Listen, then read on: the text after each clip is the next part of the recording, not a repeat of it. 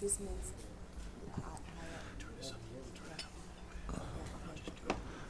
take another coffee.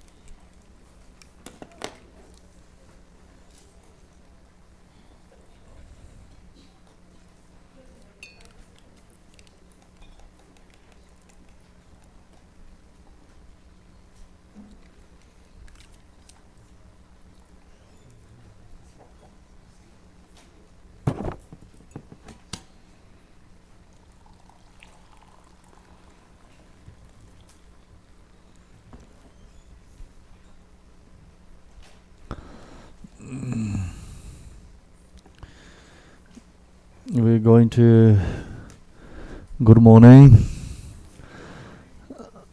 We're going to chant the Heart Sutra. This blue book, page 36.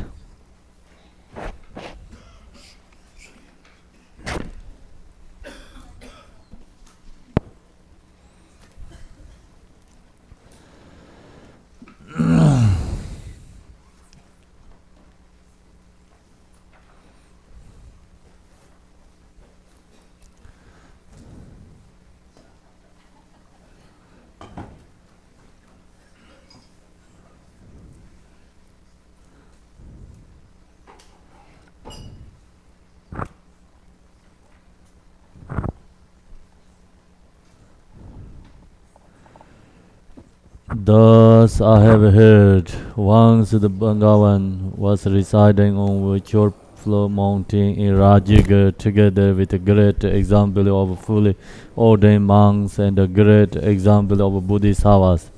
At that time the Bhagavan entered the Samadhi of the innumerable of phenomena called perception of the profound. At the time Noble Avalokiteshvara, the Bodhisattva Mahasattva, while practicing the profound Panchaparamita, saw the following: the soul, the five skandhas to be empty of nature. When through the power of the Buddha, Venerable Shariputra spoke thus to Noble Avalokiteshvara, the Bodhisattva Mahasattva, who showed the son of a noble family or a daughter of a noble family, train who wishes to practice the profound Panchaparamita, Noble Avalokiteshvara, the Bodhisattva Mahasattva, said to Venerable Shariputra, O Shariputra, a son of a noble family, or daughter of a noble family, who wishes to practice the profound Panchaparamita, should see this way. The signifies skin thus to be empty of nature. Form is emptiness. Emptiness also is a form. Emptiness is no other than form. Form is no other than emptiness. In the same way, feeling, discrimination, formation, and sensuousness are emptiness. Thus, Shariputra, all phenomena are emptiness, without characteristics, without arising, without ceasing, without staying, not without staying, without decreasing, and without increase. For Shariputra, in emptiness, there is no form, no feeling, no discrimination, no formation, no consciousness, no eye, no ear, no nose, no tongue, no body, no mind, no form, no sound, no smell, no taste, no tangible object, no phenomenon, no eye, up to no mind dhatu, no dhatu of phenomena, no mental consciousness dhatu, no ignorance, no attainment of ignorance, up to no ongoing and death, and no termination of aging and death, no suffering, no origin, no cessation, no path, no wisdom, no attainment, and no attachment. Therefore, Shariputra, sons of Bodhisattva have no attainment. They abide by relying on Panchaparamita. Since their minds are without obscurations, they have no fear, having fully transcended delusion. They attain complete nirvana. All the Buddhas who abide in the three tongues, fully awaken to us possible complete perfect enlightenment by relying on Panchaparamita. Therefore, the great mantra of Panchaparamita, the mantra of great insight, the unsurpassed mantra, the mantra equal to the unequaled, the mantra that calms cause suffering, should be known to be true, since it is undeceiving. The Panchaparamita mantra is said as follows: Om Gate Gate Parangate Parasangate Bodhaya Soha.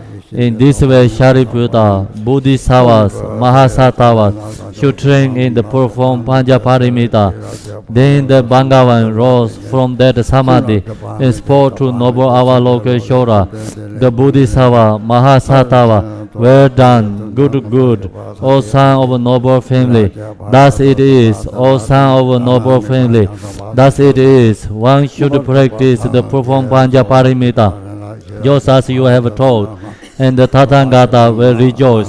When the Bhagavan had said this, Venerable Shariputra and the noble Avalokiteshvara, the Bodhisattva, Mahasattva, all those surrounding them, and then world with its good, humans, asuras, and Gandharvas, rejoice in the praise of the word of Bhagavan. Om Gate Gate Parangate Parasangate Bodhaya Soha. Om Gate Gate Parangate Parasangate Bodhaya Soha. Om Gate Gate Parasangate Bodhaya Soha. So the opening prayer. Buddha Amitabha Achichijiduma Sadhana, page 8.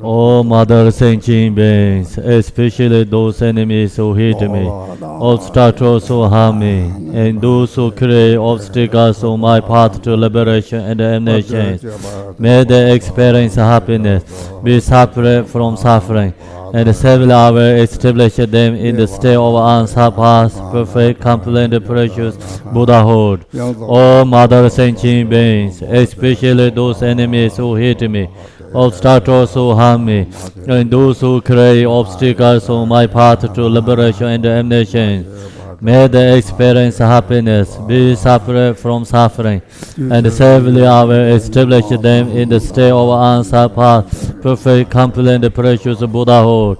Dala Dhamma se beda, no para se bege, Dharpa Tam Jen Jen Be Parad, Chu Para se Ba Tam Je Je Zor se Be, Manam Ga Da Nyam Be Sim Je Dam Je Dewa Dan De, Do Ngar Dan Jar Nyor De La Na Me Ba, Yang Da Para Zo Be San Jo Rinpoche Do Para Zo.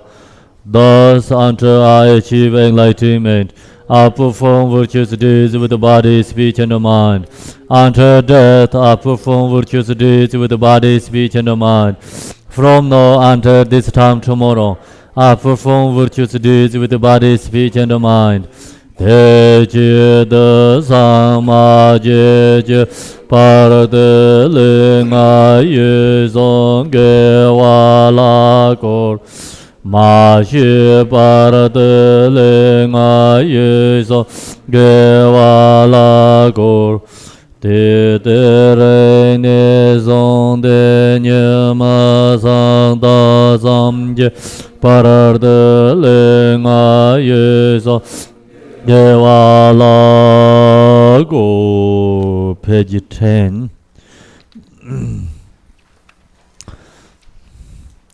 Until I attain the heart of enlightenment, I take refuge in all the Buddhas. I take refuge in the Dharma and likewise in the example of the Bodhisattvas. As the Buddhas, as Buddhas,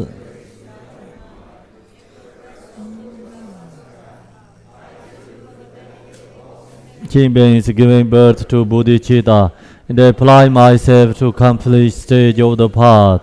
Until I attain the heart of enlightenment, I take refuge in all the Buddhas. I take refuge in the Dharma and likewise in the example of Bodhisattva.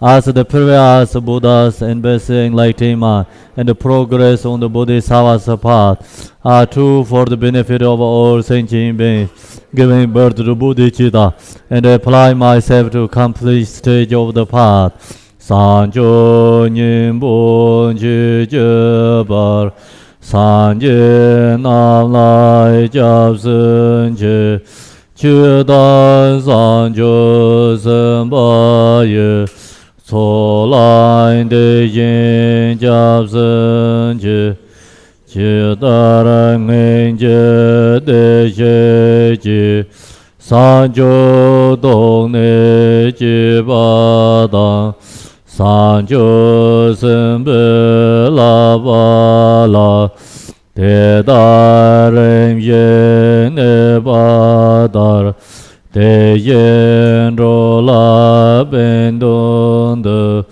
Sanjo Sen Ne Chi Je Yen, Te Yen De Ne La Ba La, Ren Ba Yen De La Barje, page 16.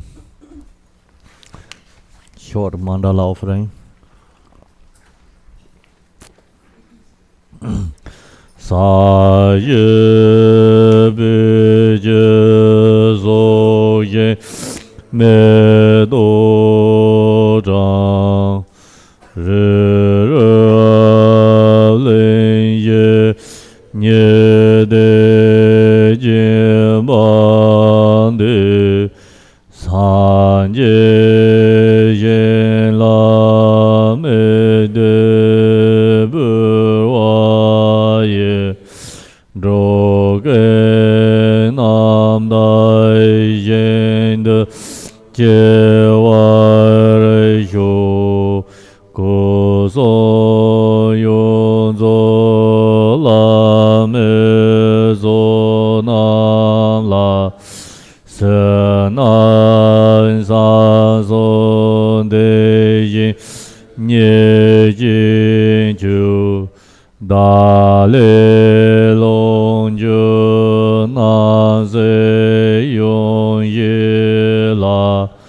La mi jog mudo zardo sur san wa dain joje sha wa dang je se ran gur ye zur wa ye ge wai chun ze da ge che sa ba tam je zo be san jo ze ngo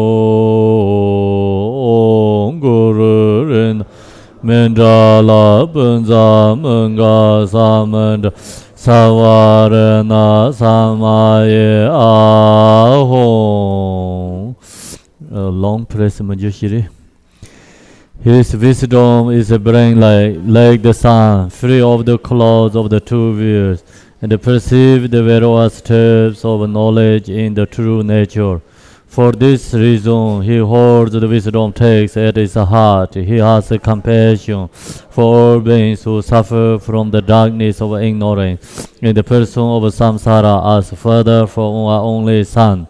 Like a thunderclap, he awakens those who are sleeping in ignorance and loosens the chain of karma through the 60 branch of Haramaneya's speech. He wears the wisdom sword to cut the sandal of suffering and to dispel the darkness of confession. In the Bodhisattva form, he is pure from beginning to time, fully accomplished the 10 level and perfect in the body of all knowledges. I supplicate you, Manjushri, adorned by the 112 sons of a Buddha, to dispel the darkness of my ignorance. We chant once Tibetan. Kange lo de demye tendara nye dara nam dara sarva Jenye donggen jeje zese nye je doga lin wang ze Tandai si pe zung ra ma re min dong dong ar ji se re ro zo gen la pe je tar se yen lai chu ji yan din song Đô ta ra chế đôi như môi như lô lê chế cha đô trôn dê chế ma rê mê sê đô ngà rê nhu gê chế nhê chôn dê ra trê nam Đô nê ta chên sa chên ta sinh Yôn đê lê dô chơ sinh đê bê gô Chơ ra chơ tan chư nhi Chên trê ta lô minh sơ Châm bê yang lan đê Sim je nam je sam va dang lo ye ze dai je da war che jong de mo te ba ye che je go lo gor do zo Bodo je den ba tam ye te ba tam ba bo so na yo te ja te je te ni jo la sa ta la ta ba tu cha ta ni ge wen ye thon le ro chen a chit ta tong da jo jo ba shi jo chu la sa ta lo tong le so ba la la ba ta la la da ge shen ga ta ba yo ti chen gen du la ya sa ta lo to je ta la na ma ba ba la je gong bo ba ma mo do ba jo wang zhong ba ka ju la ma na so wa de ao me chi je ja ba ga ya ta sa je ko jo ngo ni ya la ta jo ga ngo to de Sabe la meja blaso, there are some Dogajana, Chichen, and Tom Moja, Jela, simply do the Dashina, Taba, Chujin, the Zoo. Yeah, Tata Bishop. Rinpoche chile sancho sembe domba xia de kandi hin top do de kadi che song sancho sem domba che ko gong ya ji yo ni sancho sem domba de lama sin de ni xin na wa yen Tampong Ha inchi lalap gore. Tampong inchi thula shu gore. So the first question is which Lama gave you the Bodhisattva vows and how were you inspired to take those vows? Then the long sancho sem domba de rank mashi de Wang Tang Wang Short to the Tamji Rambi, get the Southern Castle, nobody younger than yours, the Hakomazon. Then he Gisatani, Chime Dorjee, the dream of Brunan, the son took Semti by that Tayamba, then sang and Dati, the Lord of Part Changua. The Changun, the whole church, somebody he did a daddy pass on, then get his son took some Hakoson. Hakoson, the Toba did Sancho, well, you should Sancho, but that's what you're at Hakoma, Kaki Gidice, Sancho, but I think there's Tokoro. They soon need something to Shiraki Amazon. Dante, Numobatava, Numobatan, John Hakone, Sapatili shade out Hado to the Hakone. They take on the Yogo, they let it Dante on name. Numo Chara, Tanti, coming on it. 총통은 아이들이 나지등이 연구요. 제 따라 약속은 요나 야생하고도 세칸도 나 된도 차차와리 데리더니 랑셈 딱지다. 그래서 봐요. 딱지다. 나 은혜 되니 동해가 잡았다. 뒤에 차. 다 델핀부터 다 상족세요. 삼제에 다 또르샤시. 이 되니 도난기. 라고도 시장도 차도는 정남이 없지.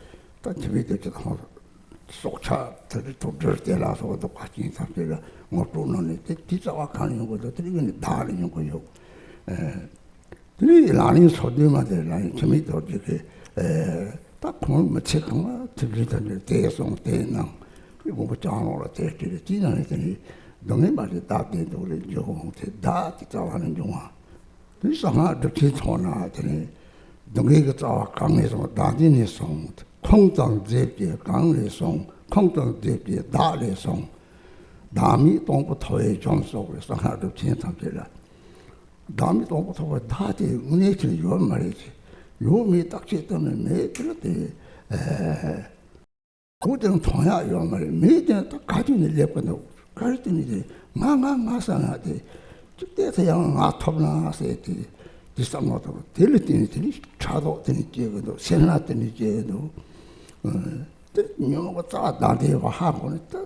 They took up the little for Shedam Jebore, they didn't say about Tokyo, the one time they got me to the young Hago, the link of a certain boy, and Domana got me. How do you know you marry related to the Lamatan and the Sancho Santon? The Rangi at the Sancho Santon, Legi or in Matapar, the one. The last of what you or in Matapache or the Jordan Ginita. Also, Segal Lemne, the Javasan Chiba, Janet Tidita, Latin was to Karishogo, the Podimagram, Sancho Santon Sugar, the cola rated. That is so much of that comes on the Tanite Sugar, those something, Nabolani chorus. Sancho Santo over there. Three which is out of Santo. The Dynam, Darm, oh, Sancho Santo, just lay or they call it to what now. The Tilipet so much about Jesus, the nature, Rangache, the Maiba, the Rangi, get a call, Yenche, Palo, Jetava, 하자니 받침 몰렵소.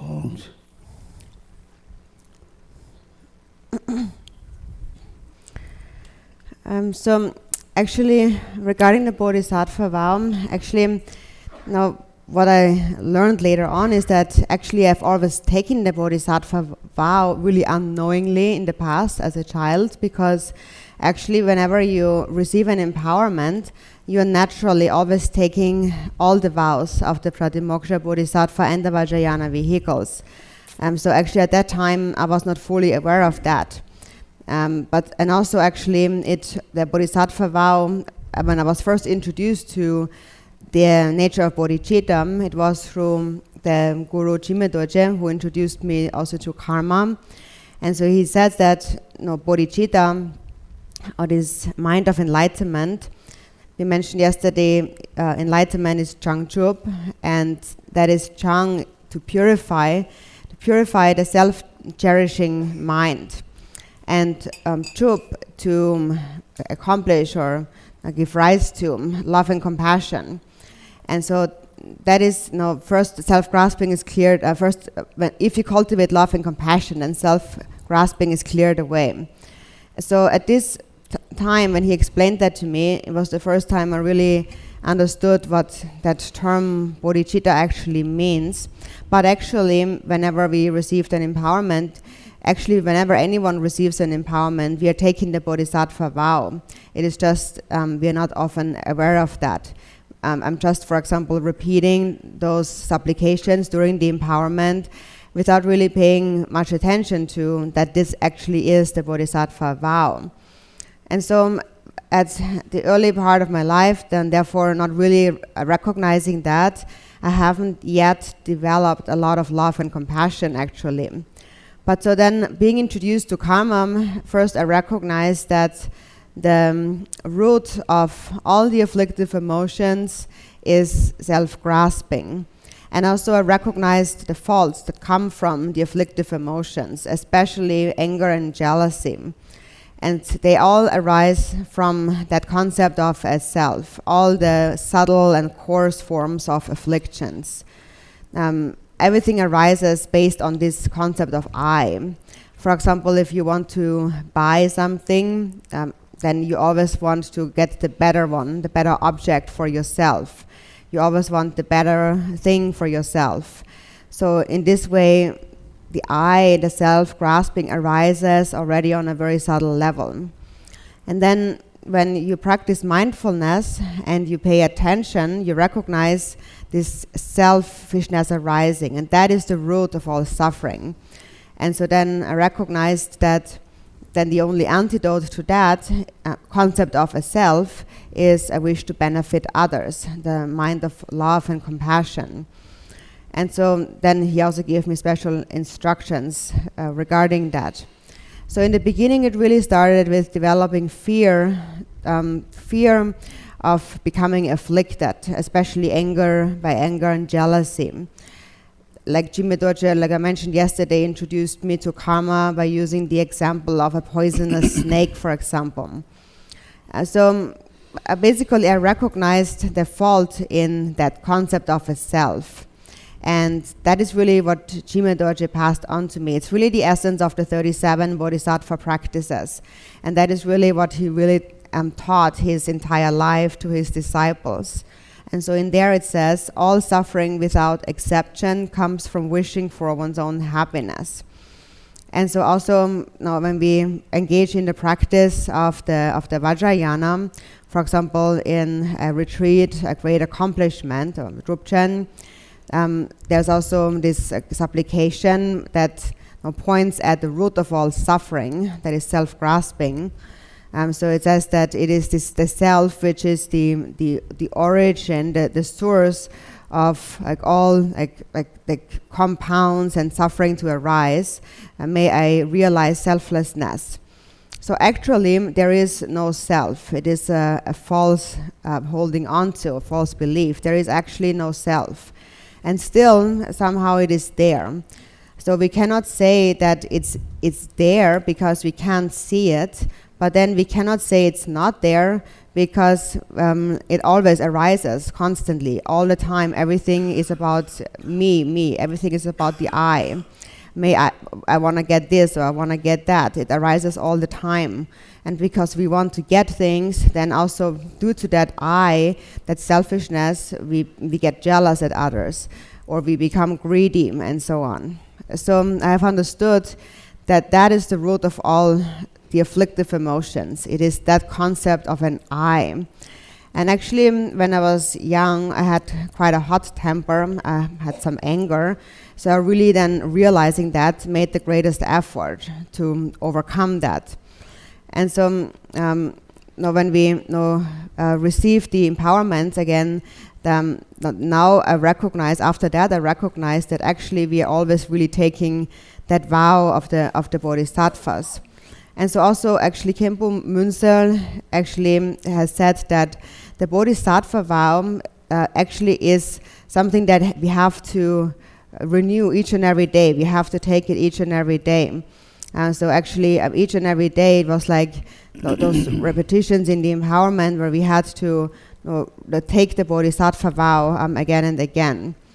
And so that was all while I was still in Tibet. And then later, when I first traveled outside of Tibet, I met His Holiness, the Dalai Lama. And that was my first encounter with him. And I was wondering what I should ask him. And actually, Bunima Lama had the idea, you should request the Bodhisattva vow. So actually, we had the same intention. I was just also thinking that, but he actually suggested that first. It was really his idea to ask for the Bodhisattva vow. So then I requested His Holiness to offer the Bodhisattva vow. And His Holiness found that as very auspicious, and he said, that's so excellent that today you're requesting the Bodhisattva vow. And so then he gave the Bodhisattva vow to not just us, but an assembly of people who were there. And at that time, when I received that vow, a very strong feeling arose in me. And also the motivation behind taking the vow was not at all for my own purpose. And so naturally this feeling of wanting to help others arose. So a very special feeling arose. So it felt like something very powerful was arising in me.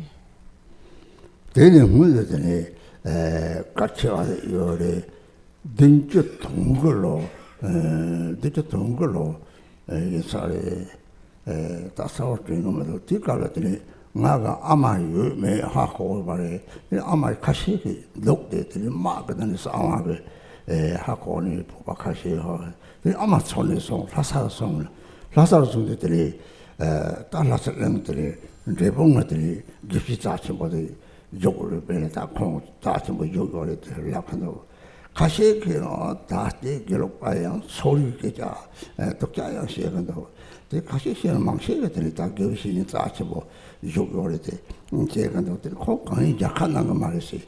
근데 러미사지 친구도 맞더니 고치다는 공을 실제로 다 빠지는 처음으로 그래. 다이 맞을 갈아야시라 사고 뭐도 처음 내 밤에가 대통령도 종강을 나왔지. 야. 그 거기지 다 처음고 봐는 대초야 땅말이지. 들고서 여기 비딘 약하이시 간이 약한 갖고 요리지. 된 약하시니 이 공고 다 되니 공작하 되고 터지 깨당 손들 깨나랑서 되지 지리스들 공을 되네. 나 공님 생매봐. 더타리는 까 마시고만이 까 마시고는 생매봐 공작을 들리면 상계를 깊이삼 깊이 마음 포소시오리 뺏기라 쳐버리 딱 공들이 주적으로 걸어서 하더니 다들 단지봉 깊이 마음 포소시 공은 다 여절이 다다다 배우고 하정 쌓친 버리 그 공들이 말다 저 다른 것도 많이 사소리 시리 다들 중만들었더니 특과치 소정대 약고요리 특히 소정대기 정보리 공들이 특히 소정대 평당 링부탑 the soil along chocolate, don't the Texas or don't it, not the Texas or don't it, such as the Valley. Gangre that's all I think the things of song. Dollar down to the jaw, the Jin Donut and the Domana, the Tapachus of the Hongro, didn't it don't pay that gave us some. Didn't it is Tavini, and they say, Yap, the penalty, the Concobat and the Yard. The Hajanti, Tawachabo Jason, the Kong, and Agasalama Tigri, Dombaga Tomati, and so how the settlement and called the Shuari, and the King of Shuari. Kung tawa chik chung kon la shure. Mare nga driba dir. Dene so manga. Dene. Sasa. Ya hakoso. Mare nga hakoso yasa ba. Lasa hakoso. Chang Khenpo. you So actually, there's before all of that, there's one more important thing to mention, and so that was actually just when I was released from prison. It was probably 1979 that year. So at that time, I wanted to find my mother because no one actually knew where my mother was. She was hiding somewhere in secret in the area of Lhasa. And I just heard from some officials secretly that about her whereabouts. So I went to Lhasa in that area in search of my mother.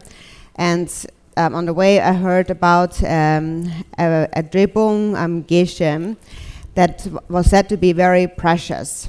And so at that time there were some people who had some biased views about Gelugpa, and they would say some negative things about him, but actually most people would really recognize him as a really very special spiritual teacher. And so actually it was said that at that time it was he did not actually grant any audiences, so it was hard to actually meet him. So in the past, actually, he also was said to be arrested by the communists, but just for a month, because he seemed to be not guilty. So after also a good monk, and he didn't need much food and so on. So he was only for a month in prison, and then he was released, and he stayed at his residence, but was very famous, but nobody really could see him. And so actually, for example, it was said that day and night he would just sit and meditate, and he would only really untie his belt once a week or so, and would just like a Buddha really sit in meditation the entire time. So he really was like a Buddha, really a very special Lama. And his name was Geshe Ngabang Puntsok, a Drepung Geshe. And so anyways, so he was secretly giving teachings, and at some point I was able to receive an audience with him. So if you want to learn more about this Geshe, there probably is also a life story about him out there. He was really recognized as really very special. And so when I met him, I wanted to receive a vow. And so he suggested that it would be actually excellent in the beginning to receive the Mahayana Sojong vows, those 8 Mahayana vows. And these are really very important vows. So he actually also explained the benefits, which are now actually written down in the text, and also how to engage in that practice, the Sojong practice. The Sojong is the purifying and restoring ceremony of the Mahayana. And also it's something that anyone can practice, anyone can take those vows. So he gave those vows, and these were really the Mahayana vows, which then later led into bodhicitta. Also, Lord Chigden Sumgön had said in this opening prayer, all enemies and obstructors who hate me and so on. So actually, that is really the essence of this Mahayana vow. It is when there is an intention to benefit others in whatever you do, then that becomes like a Mahayana Sojong vow. So it's a really very special vow and a special text that he composed. And actually I myself last year in Taiwan gave a teaching on that text that describes the benefits of the Mahayana vows. Also I have actually printed pictures of this Geshe because he's very special. And so at that time when I received those vows, a very special feeling also arose in me. And he also was actually then one of my root gurus. And it was the first one from whom I have received a vow ever since I have been released from prison.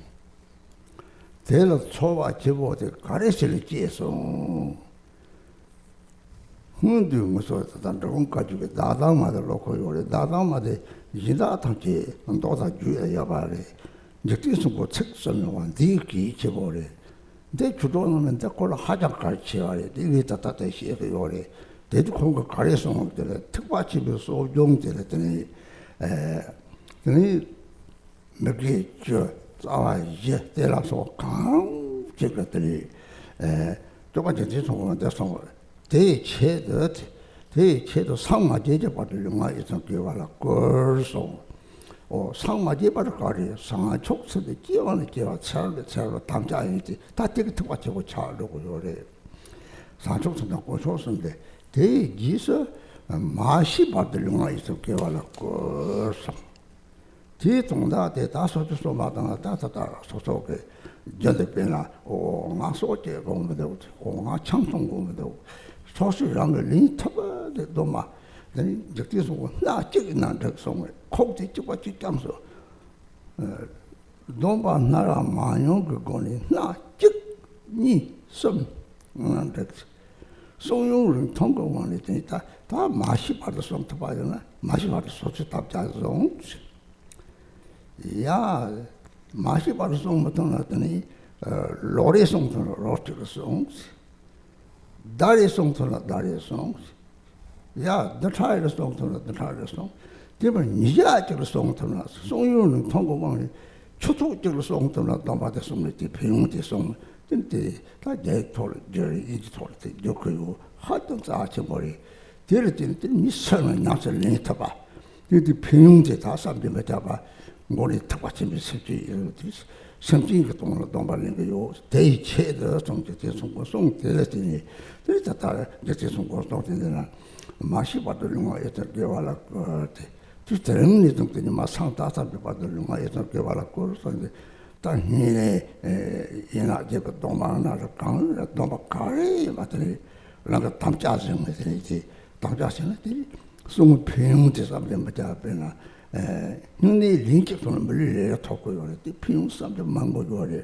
대체세 아다데 망고티 평대서 저는 냠서는 선은 냠서는 되고 근데 거기에 배차타지 바라나 남 그러나게 강배터도 랑시 바탕별라 다 잡기도 바탕에 저 속유광에서 자와지양 간다 직송아 좀 소유는 통과하는 때 이야 자들로 송통로 송지 참말라고 때 기시는 뭐죠 공부 송대다 적딩 송공 송대 저도 놓고요지 대는 저거지 때가 당연히 로야 돼 셈을 요래 뒤동들 공부 사실 나오지 뒤 비움삼 좀 잡아서 또 어떻게 해야지 저기 놀을 장네 들리들이 하장되는 공부 때 봤삼 좀 잡았지서 어떤 적이 송공 송다 탐바리 있어요 대로들이 저는 사지에 탐지 나빠 사지에 받는 사견에서 사속섬 집바르바 소리 싸우는 매 공삼 좀 잡아 들은 거 싸우려면 나지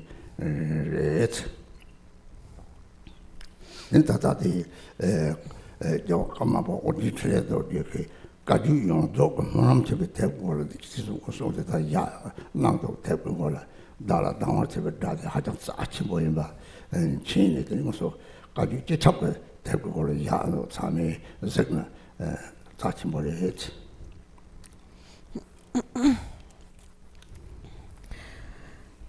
So a very special feeling arose when I received those vows, and that is because now in the Jigongkagyu lineage we have said there is this prayer in the very beginning where we pray, may all those enemies who hate me, obstructors who harm me, and so on, that prayer by Lord Jigten Sumgön. So that is really, it relates really to this Mahayana vow.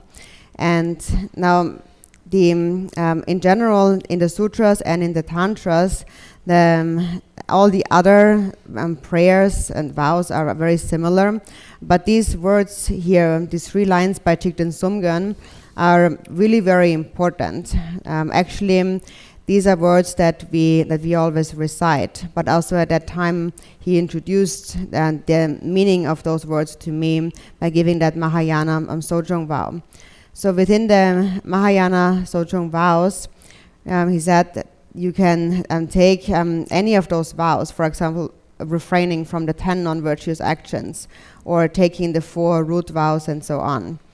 So then those 3 lines by Lord Thigten Sumgön, following the first prayer, now all the enemies and obstructors and so on, and then the next lines are then for this purpose. So first we wish happiness for our enemies and so on, and then for that purpose I will apply myself to virtue with body, speech and mind until attaining enlightenment. So that's the first line. And that means that from now onwards until attaining enlightenment, throughout all future lifetimes, I will uphold bodhicitta and the refuge of the 3 jewels. And that is really what makes the vow be a Mahayana vow, because it is a vow of sustaining bodhicitta until attaining enlightenment. And then the second line says, and I will practice virtue with body, speech and mind until I die, so for as long as I live. That's the second line.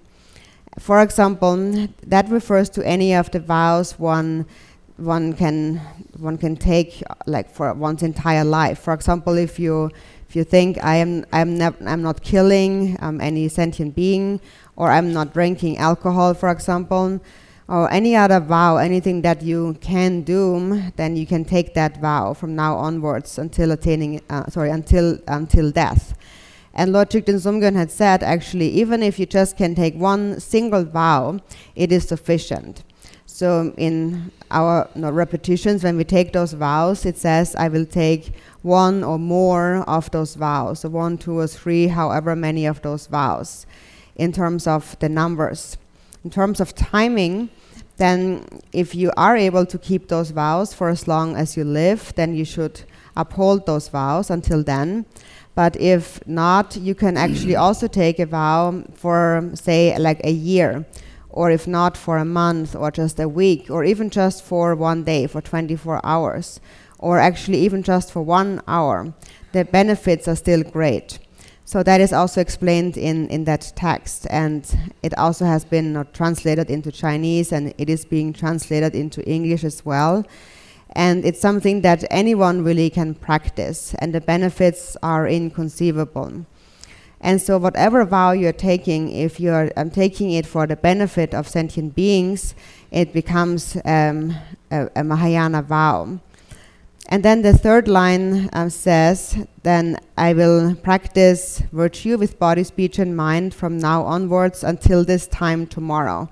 And that refers, for example, to the Nyingne vows. There is those 8 Nyingne Mahayana vows.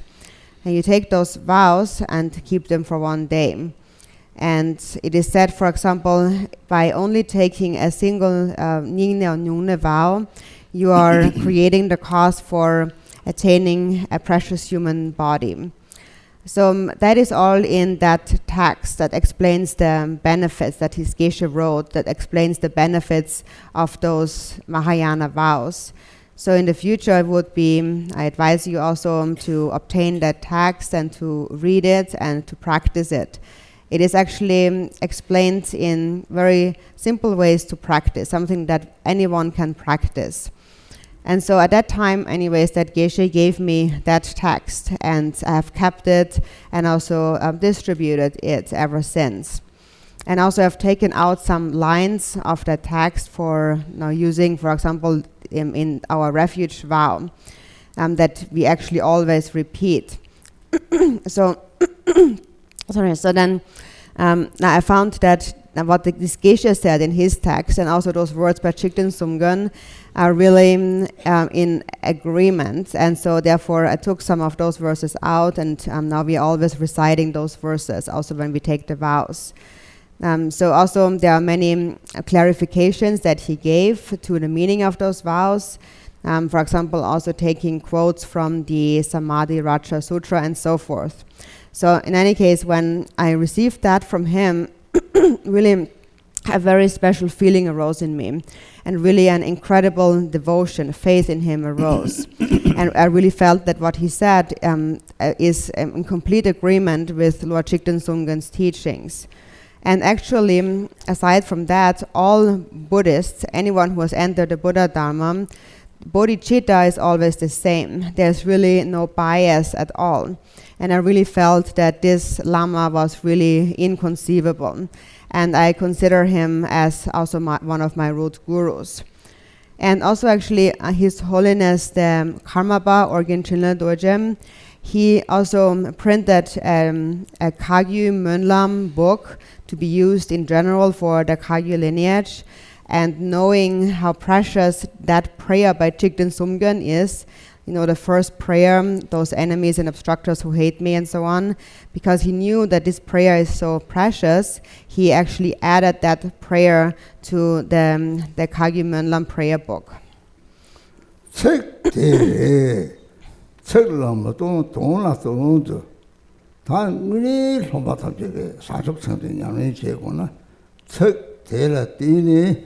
Sanchok Semjuli Chesamaja, that's also around the Tagore, the Sanchok somebody, the Sanchok somebody, the Lavia Yomere, so Ransi Pangosona, Chuba Sedinci, in me, Ransi Pambosto with me, Yitaketon Maret. Tevena, Tachuk near Sanchok Sam, Chukani dollar down to the dollar and gold yokonoat. Jinda Tachika Man of Katanya business in the Pamaiba, Gomtili Kale Santan Gongore. really 그냥 타빠는데 왔다 하는 이제 너 같아와 동네 이제 자오세요나 제일 싸움었다 되는시 되는 게 지금도 왜 따지고 말이야 제일 힘이 있지나 오다 충분히 사족선 때 이게 15시 따졌지요 됐다는 랑그 다들 좋아지네 싸움 땅 거리지 제일 힘이 가지게 더 그래 야 레그 무지 자택 출로가 가래 땅송 뒤지양 엄마 출랑 화도 받던 딱구설로 받던 거지 주배사 소송아 엄마 주배사 철사 그러지 주철세는 그거 파세요 그래 주 파세 다철세 그러지 점점은 되버리 대서 못하네 대서 못하나 랑그 파마 되지 하여튼 자 치고 제와 치고들 다 수도 똑같다는 거지. 단단 답변이 파마를 똑같다니 마고요. 파마 뒤에 충분히 정대 고바자 마타 빠졌더니 다 마마치 들어오기야 라고 벌었지 제체가 와서 대서 못하니 다주 망그라고 찾다 파마를 가르치요. 다 야 소소린도 갈린도 될었더니 라고 제와 치고들 들리는 오자시네 달래 가들 들었지 제와 제사도 같은 컨트롤을 줘요. 타말 박을 제와인데 파피다나 철제와요. 파도 받아 철제와 도로로 그래. 사족스럽 제와요. 제와한테 같이 보이 봐. 다들 주바고 그래. 될었더니 파마는 누가 당어디 다다 작하 차오도 끼안하랑 하장 빈치어 파마 조부 조모 들러마 교신이 대답을 받고 보다는 딜레가 다다는 봤다는 거지. 딜을 싸먹던 공다 상에 들이스달 동에 가리는데 다들 제와지나 들링을 제와 첨부지 요래 소신이 앞서는데 하장 가르쳐 모래. 되기생하고 보고 또 어들이 달상받지 와대 토마니 대선 거요래. 그때 책도 저도 로는 싸고 양타양도 양살라네 됐다 순양살라나 칸테 이제 왜 요거래 소치생 따고 그랬지 될었더니 동화 가는 속거래 다 책이 라린 소비면은 딱대 레병을 그랬지 give it on to the just in no detail, the long song, Gary, Kong, Nupa, Dang, Mary, Shedang, Yalsep songs. Kong, Nupa, Madame Shedang, Yuta, Yuja, nobody read them, Shedang read Park Kong, Nupa, the 2G chase, Kong empty dollars, Jackie dollars, Raggy Shedang, the long jump, the Dirtam, delete the no detail, the long song, Unity. 다 시장들을 입고 차대요. 대다와 삶아 동시에 들이 다다 이런 거 왔다는 될 공초고 딱나 들이 시장 때 통송 들이 시장 도로 요래 들이는데 상하냐미 대다로 용고 요래 될 하자고 같은 사고 요래 대다냐미 양 소수 다들 삼지게 탑라 다 삼지 안탕 거래 대 같은 키와서 안탕나 다 산속 생물에 지켜요.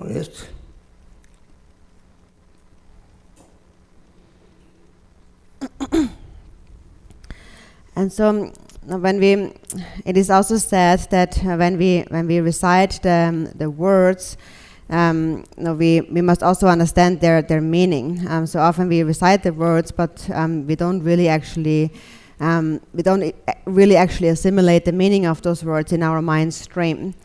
And so now when it comes to the Bodhisattva vow, and someone who is a Bodhisattva, it is something that you can actually only see for yourself.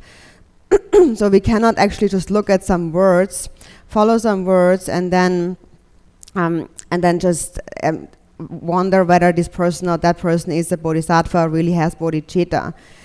So based on those words, we can look at the meaning, applying it to our own mind stream, and see for yourself whether or not you have given rise to bodhicitta, whether bodhicitta really has arisen in your mind. But we should not look outwardly to others, trying to see if they have given rise to bodhicitta. So actually it is said that a true and a genuine Dharma practitioner always examines their own mind. Now we cannot really know somebody else's mind, so we should not examine somebody else, but always examine our own mind. This is what makes us a true Dharma practitioner. And so for the Bodhisattva vow, we have begun, the prayer really is to develop the love and wish for the happiness of those enemies and those obstructors who hate me. So first we bring to mind someone that we hate the most or hates us the most, and cultivate love for them. For example, in other traditions, one develops bodhicitta in a more gradual way by first starting with one's mother and then seeing all sentient beings as one's parents and so on. But then, now if you, in order to develop great love, actually, to bring to mind your enemy first is a very powerful method. So you bring to mind someone that harms you, a very grave enemy, someone who you don't like, someone who doesn't like you. And so then, when that person comes to mind, then can you feel love for them? For the most part, it is difficult to feel love for that person. And if you're able to develop love and compassion for that person, then real bodhicitta has arisen in your mind, or great compassion has arisen. So first bring to mind that kind of enemy, this adversary. And then why is it that we should cultivate love for them first and foremost? So first there is this perception of there is this enemy who is causing harm to me. But actually, thinking about karma, the reason why he's causing harm to me is because in previous lives I didn't know karma, and therefore I have harmed that person. For example, if now that person is stealing my wealth, then I have taken that person's wealth in previous lives. Or if that person threatens to kill me, then I have killed that person in a previous life.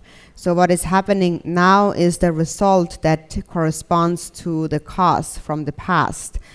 So that enemy was someone that was extremely kind, like your kind parents, somebody very precious that cared for you with the greatest love, but in return you didn't repay their kindness, but you mistreated them. And for example, nowadays in the world there is a lot of people who mistreat their parents and so on. And some people also say my parents mistreat me. But actually, before you even could walk, your parents would still raise you. For example, even animals care for their own children. So your parents really raised you and really cared for you. But then often, even though they do that, you don't recognize their kindness and you do not treat them with love, and you fail to repay their kindness. And then you do all kinds of terrible things to them, you hurt them. And then all that love that they had for you, then all turns into anger, into resentment. Because that's how ordinary love is. When you help someone, then they love you. But when you hurt someone, then they will become resentful and hurt you in return. And all that love has come to an end, it's gone. And the love of bodhicitta is different, because bodhicitta recognizes, with bodhicitta we recognize the importance of love, and so we are able to protect it with practicing patience. So in any case, if you think about it in this way, you recognize that it is because I have harmed that person myself in the past, and that is why they now appear as an enemy. So in the past, that enemy was a loving friend or a family member or a parent, a spiritual teacher, and I have mistreated that person, and that's the karma now coming up. So if you think about it in this way, you will feel, I'm so sorry about that, having mistreated that person. And then whatever suffering that person, whatever grief that person causes you, you will be able to develop love for them. And that love will become actually great love. And that's really most important. And so that is what really Geshe Ngawang Phuntsok had introduced me to, that you must develop love for your enemy. And so then always remembering these words, I always really put that into practice. And so that's really important, to not just leave it with the words. We are always reciting those prayers, but we should actually really look at our own mind, whether or not we are actually applying that to our own mind. And so now whether we practice the sutras or the tantras, those words in the 37 practices are most important here. And that is to those who desire the treasures of virtue, all those who do harm are like a precious treasure. So it is because of the other person that I'm getting angry. For example, this person is hurting me, so I'm getting angry. So if the other person wouldn't hurt me, then I wouldn't be angry, but the anger would still be there inside me, hidden inside me. So it's really through that person that the anger comes up. So actually you can feel very, very grateful to that person. The person becomes like a doctor or that performs a surgery on you, which is a good thing. And if you get angry and you're able to practice patience, then that person really becomes very precious, like a precious treasure, as it is said in the 37 practices. Because of that person, the anger comes out and then becomes to an end. So the anger gets lesser. So if you are able to think about it in this way, and other people cause you harm, then actually you see that harm as nothing negative, because it helps you to get rid of your anger. And especially now that is true for the Vajrayana practice.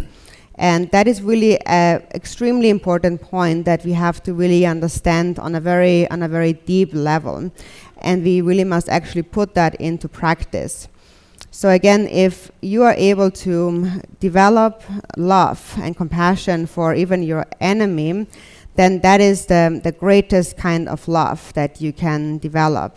So if you're able to develop love and compassion for that enemy, that love will actually turn into real bodhicitta.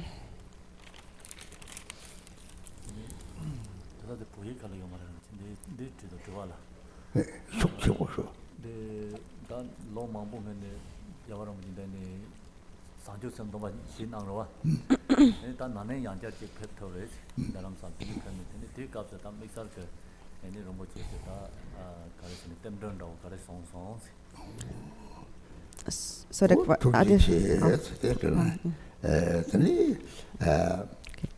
많이 들이 태가를 이놈 자주 고깝서 토요일 때 참여된 자도 요자대 고깝다 하자 토고요 말이 들이 남상 들이 상가의 태가 다른 사람 약하시 레비들이 약하고 그래 선랑 대공로는 선랑 이빈나보고 내리 로박감을 까방서 나야 들이 저쪽저 탑대 될 때는 오 딱또 기내들 춤이 임박하고 이런 거 태송하면 내가 탐색해 봤지 얘네들 춤이 막 가지나는 거 태송데 얘네가 다 되는 기내들 로마 까방 타바디 땅같이 로마 때에서 저기 로마 타니 오여 살에 하장 가서 들이 사파들이 생각했더니 로마 강의 시내더니 다들 가면 들이 위너 다처럼 도박가리 오서 땅하게 다처럼 투기체 무슨 부가지인데 모박을 추단으로 좀 참아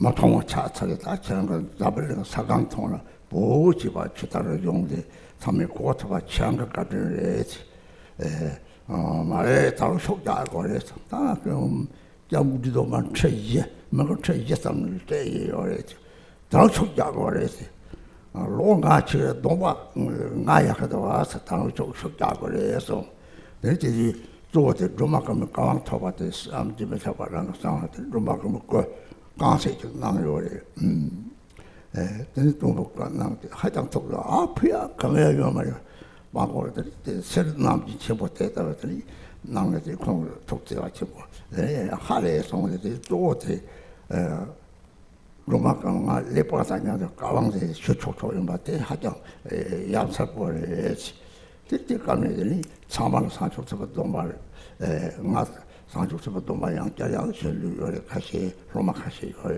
그랬더니 다들 사만의 창을 넣더라 사만의 산초도 받대 그래서 So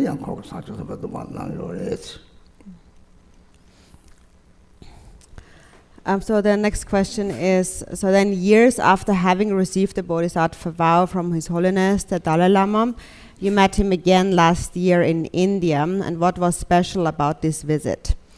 Rinpoche said, last year, actually, I always wanted to meet His Holiness, the Dalai Lama again, but it's very difficult to find actually an opportunity, to have an opportunity to meet him in person.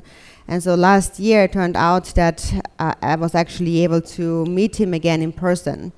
And so I made a trip from Hong Kong to Dharamsala.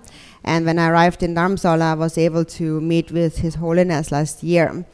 And that day of our meeting, it was early in the morning, and so later that day, His Holiness was going to give white Tara empowerment to the public. And so before that, I've met with His Holiness, and actually, so in general, I've always seen His Holiness as an emanation of Chenrezig, and there was really never any doubt about that in my mind at all. And then this day, however, because he was giving the white Tara empowerment, I had a feeling that I'm very close to Tara as well. So I felt really very happy on that day for being able to receive the white Tara empowerment from him. And so then in the private audience, first His Holiness asked me, so what is your request? And first I thanked him. I said, it is because of you that the Tibetan Dharma, the religion and the culture is actually still prevails in this world. It is because of you that people around the world really even know about the name of Tibet. that is all really due to your kindness. So then he said, actually, it's not enough. Still much more work has to be done, and you still have to work hard too. So actually, I told him I've already given the refuge vow to like 40,000 people, but he said you still have to work hard. You still have to keep going. Actually, he said that like he's I'm older, but still my face is much better. So I still have the strength, and I still have to keep going. And so with that, then he actually gave me a statue of white Tara, which I found also very auspicious on that special day. And so I was really very happy to receive it on that special day. And then again, actually, like before, I felt that on that special day, I want to receive the Bodhisattva vow again. So I requested that of him, and then His Holiness then kindly added that to the schedule, and not only did he give it to me, but he gave it to the entire assembly who came to receive the White Tara empowerment. So that was really very auspicious. So we received the Bodhisattva vow.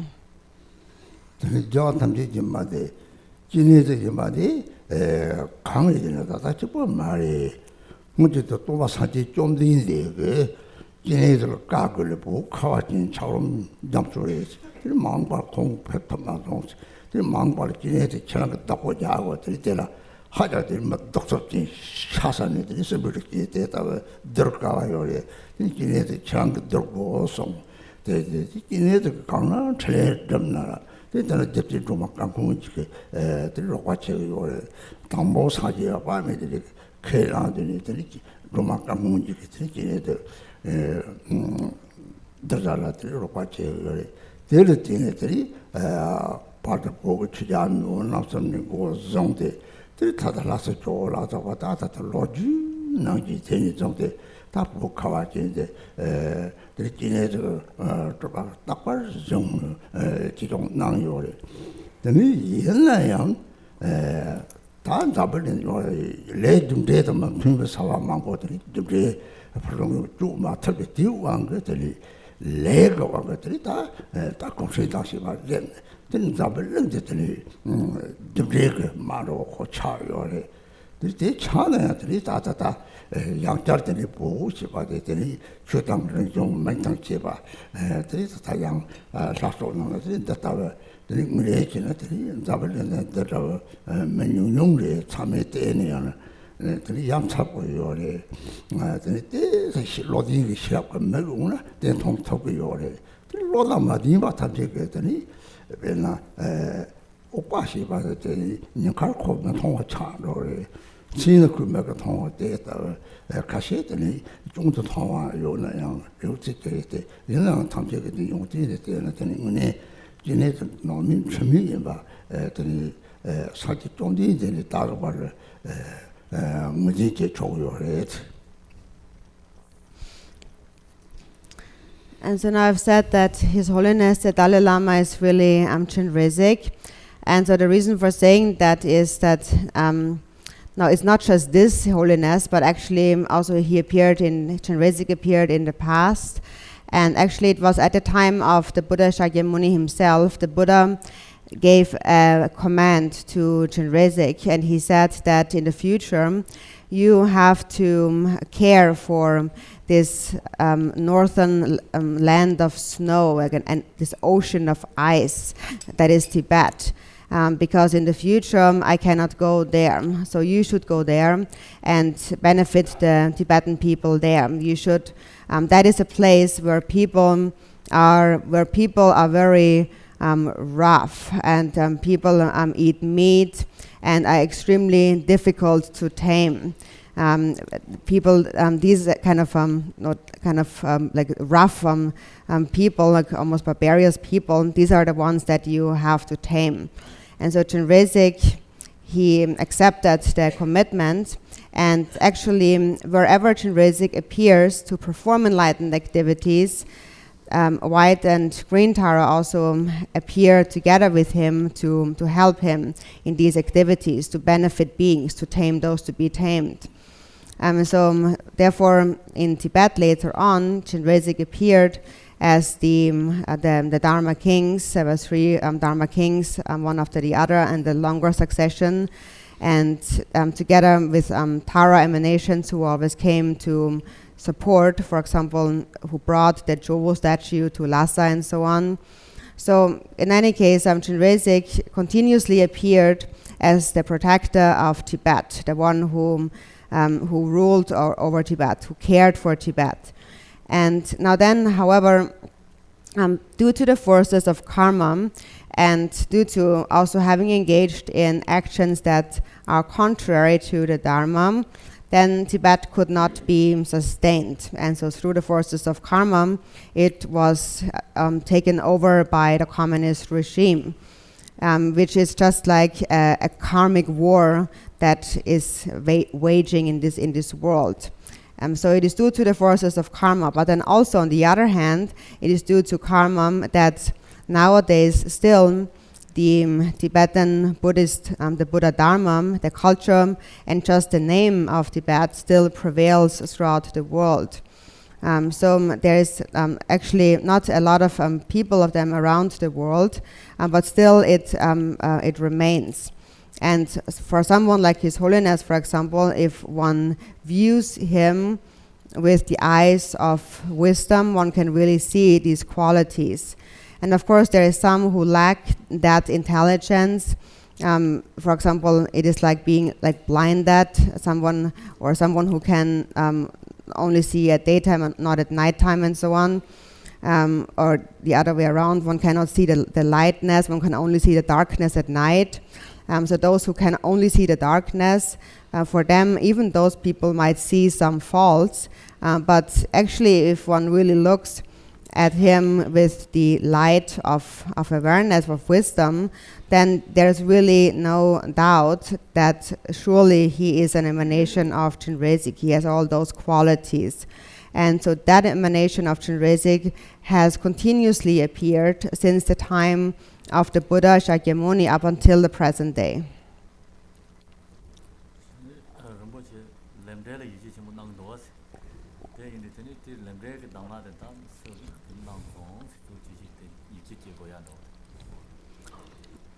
So then the next question, where did your great confidence in karma, cause and effect really come from?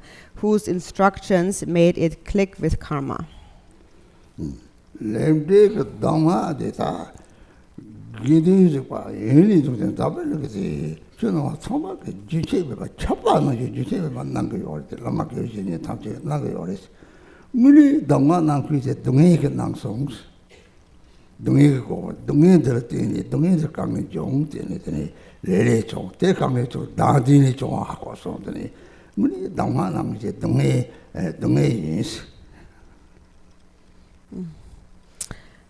So actually, normally those instructions on karma, cause and effect are given to us in general by lamas, by spiritual masters that appear anywhere in this world and who teach the Dharma, like rain falling down continuously. We receive those instructions on karma. However, the real lama, the real teacher who gave me the instruction on karma was suffering. Suffering was my greatest teacher. When suffering arose, then I recognized why is there suffering? It is because of karma. And why is there karma? It is because of self-grasping. So it really, suffering was the teacher who gave me that instruction.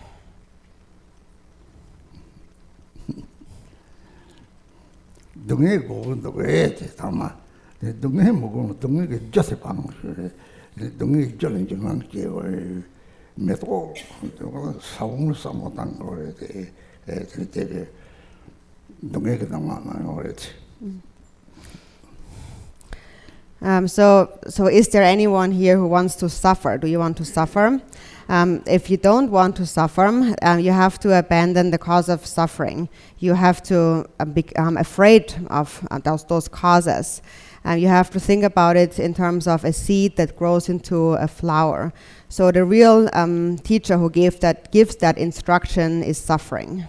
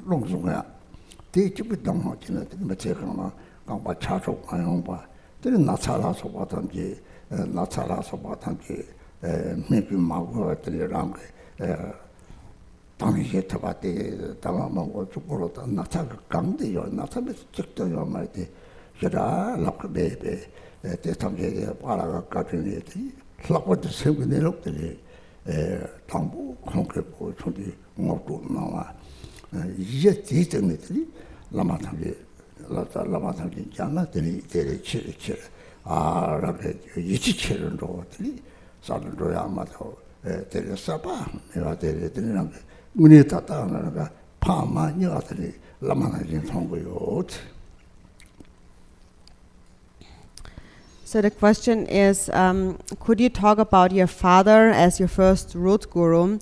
What instructions did you receive from him? My father, actually, first of all, was the one who gave me this body. Then he also became my teacher, and finally also actually my Dharma teacher, like a root guru. Actually, but at that time I didn't see him that way. At that time when I was very young, I more saw him like almost like an enemy.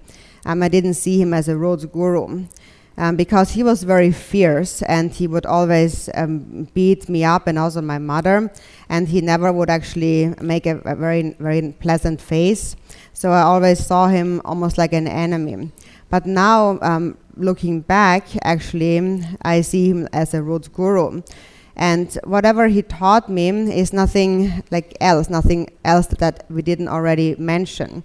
But and nothing else, nothing that I didn't receive also later from my teachers. Actually, he explained a lot to me, but through meeting my other root gurus later on, then the trust in my father's instructions only increased. So I already mentioned several of those instructions yesterday, that later then also I've received from other teachers, and which are basically the same teachings. But one special instruction that I received from my father when I was very young was instructions on the channels and winds practices, and that was mainly to hold the wind energies at the navel. And only through that instruction, actually, my entire life I didn't break any of my bones, like my hands or legs and so on. And also, even if I was ill, I didn't often need any medical treatment. It would just naturally clear. And even if I'm ill, I do not actually feel any pain. And also, I never tell anyone about it. And that's also my father's kindness. So when it comes to the nature of the mind, it was also actually my father who first introduced me to that, like the foundation. And then based on that foundation, then later when I encountered other root gurus, then the trust in what I have received from my father only increased. Things just got more clear, but there was nothing much new to it. Just what I heard from my father became more and more clear.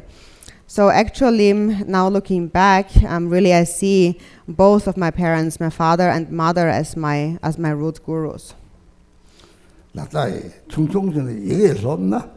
단 답을 보여 없는 마음으로지 나빠라게 예럼 파치 세적을 좀 고만용 놈도 요시지를 빠라게 예럼 딜라고 다지 당고자 나 까하라고 도마 니 자용통 것이 봐용돼 당지다 까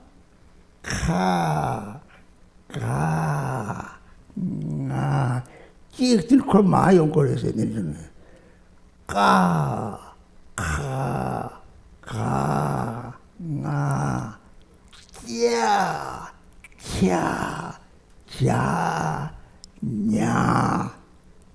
찌는 걸 나 니 아로 거려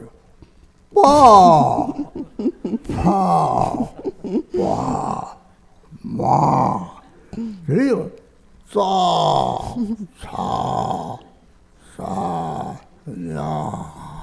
내 수롱 속지 정도게 말을 왜 똥들이 콩이 일 하게 된다고 거기서 우리를 하면 합성해.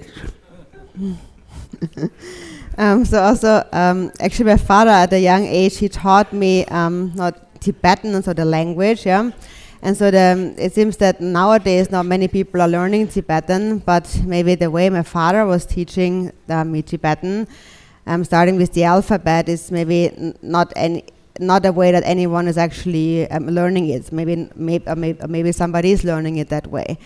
So the way he explained it was the movements, in terms of the movements of the tongue. So Rinpoche just demonstrated the Tibetan alphabet, the first few consonants in the alphabet.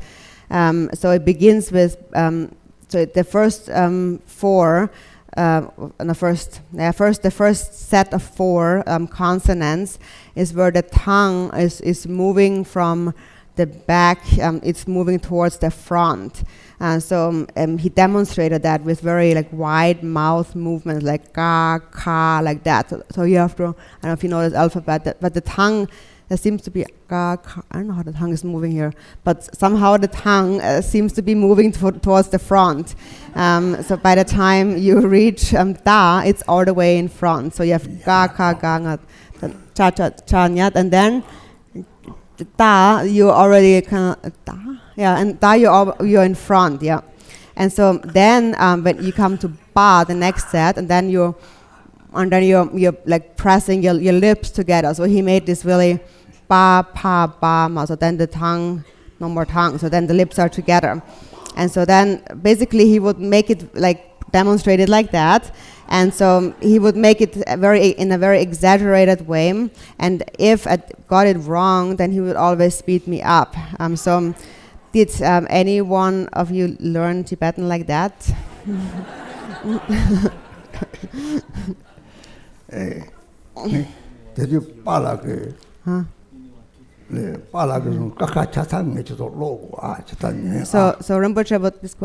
Rinpoche would like to demonstrate to you first of all, is anyone interested in that? Would anyone like to Rinpoche to demonstrate the Tibetan alphabet the way it was taught to him by his father?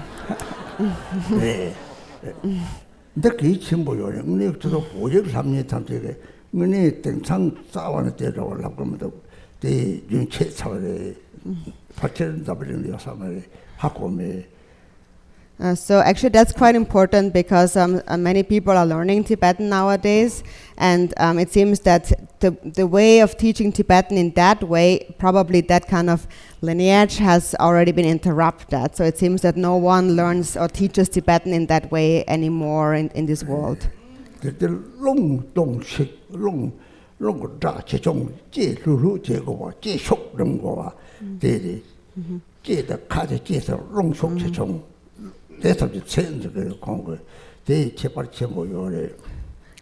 And so what really made a difference in terms of how my father taught me was that the force of the aspiration, or the wind or the air that moves through your tongue and through your mouth. So sometimes it's a more like as a more gentle movement of the air and of the breath, and sometimes it's a more forceful, a fast movement of the air. And also the force itself, the strength of the air. Sometimes it's more soft, sometimes more strong. So that makes a difference really in the sound that is produced.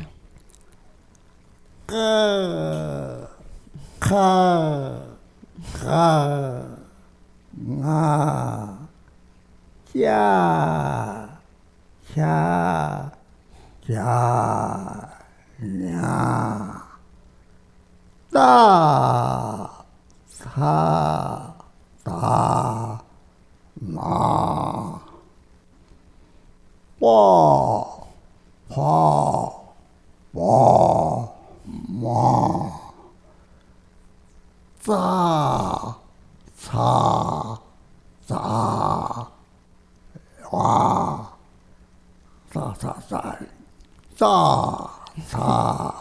za, nya, da, ta, ta, na.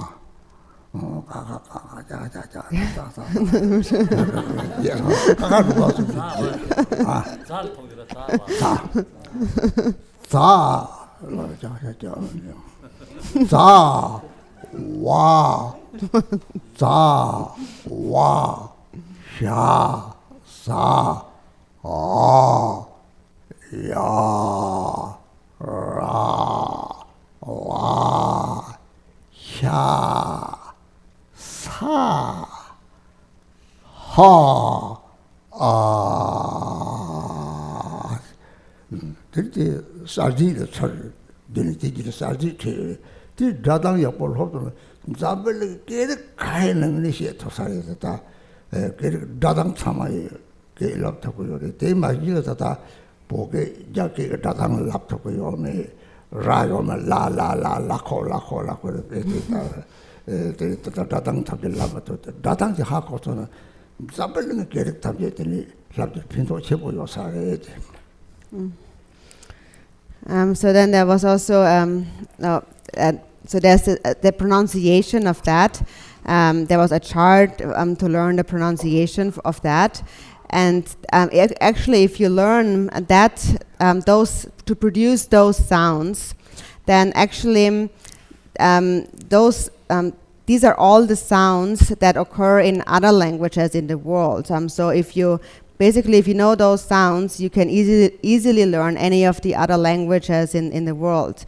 And if you don't know that sound system, then it will be difficult to speak properly, especially Tibetan and also Chinese.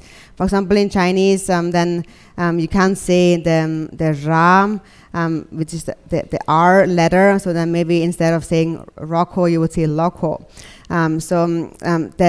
The sound system is very important, and if you learn that Tibetan sound system, then that will be very helpful to learn any other language.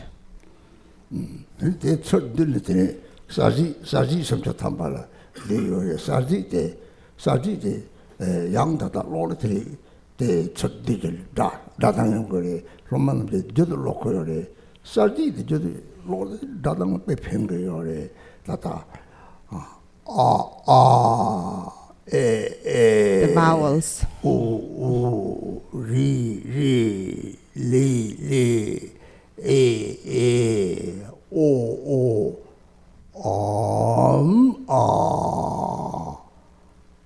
ka, ga, nga, ta, ya, ta, na, ta, na, pa, ma, ya, ra, wa, sha, ka, sa, hak, cha.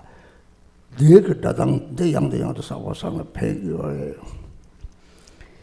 Rinpoche just read now the Sanskrit alphabet, which is similar to the Tibetan alphabet, and the vowels. So there is 30 consonants, and then the vowels. And actually, if you always, many of the disciples actually generally recite those vowels and consonants, and that's actually very beneficial also for the general pronunciation of any letters. So it's very helpful to recite, to read those vowels and consonants again and again.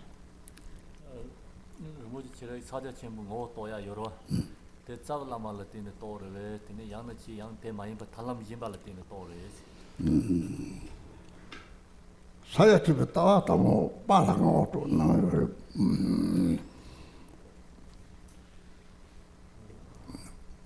빨간 것도 나들이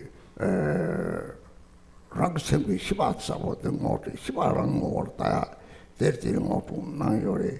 데르티니들이 저땅 누구 속치고 제법 같은 때 대단한 년도에 돌아오는 들이더니 람지에 갖고야 이래 들이 저런 나만 나서라더니 들이 속치를 거야 야제로야 당부들이 시바제 싸우들라 되네들이 당 나도 많이 나도 시바대 또 됐다 벌써 들이 예수도 매바 시바사에 찍고 요까는 나도 참만가 손 갑들이 시바사라는 거라 때나 내 남지 나도 직장 매번 나갔다 차 그러니까 싸우대 찍고 하고와 사또 나갔다 차 그러니까 남지게 소시 초월한테 대리선 랑그랑 다 줘가면 이게 다 대리 말이 타지야 요 말이 랑그랑은 소리 시발지 송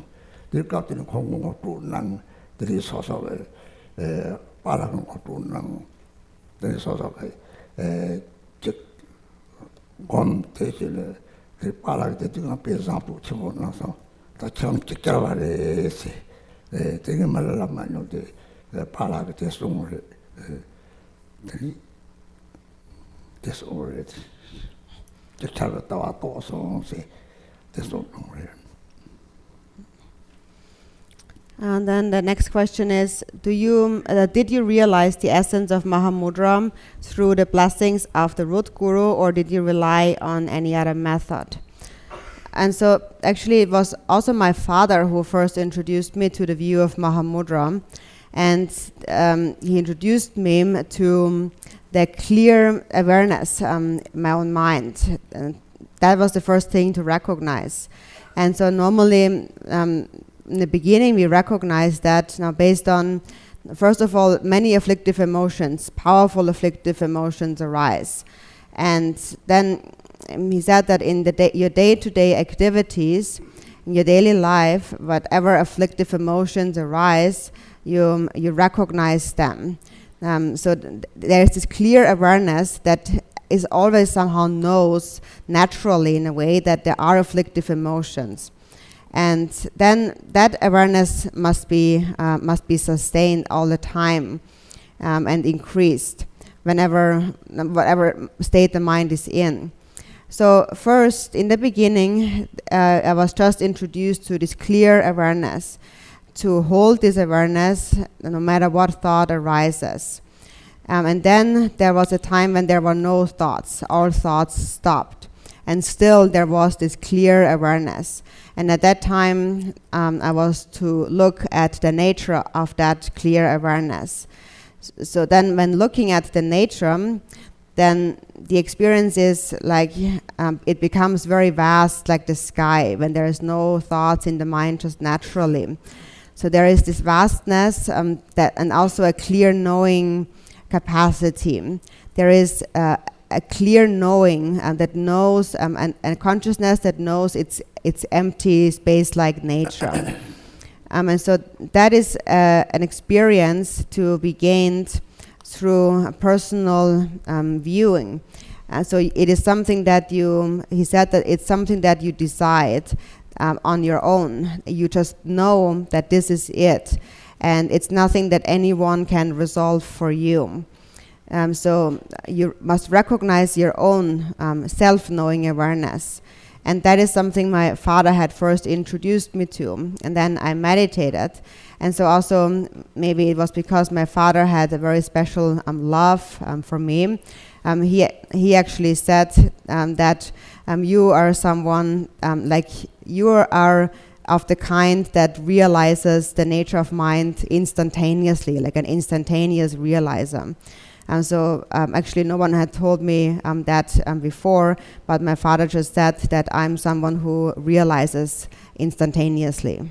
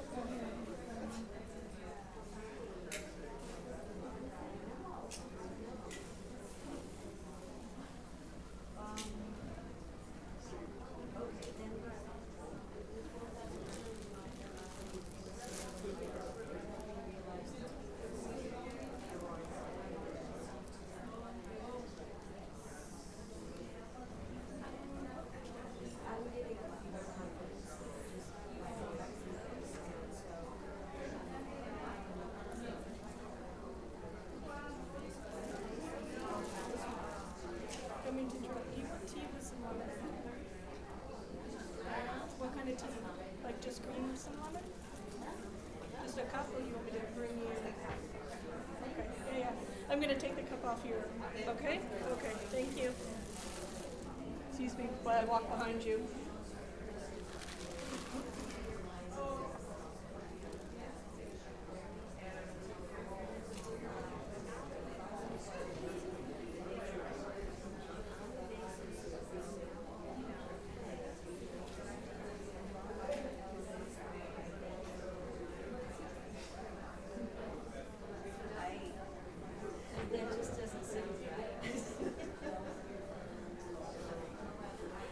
But I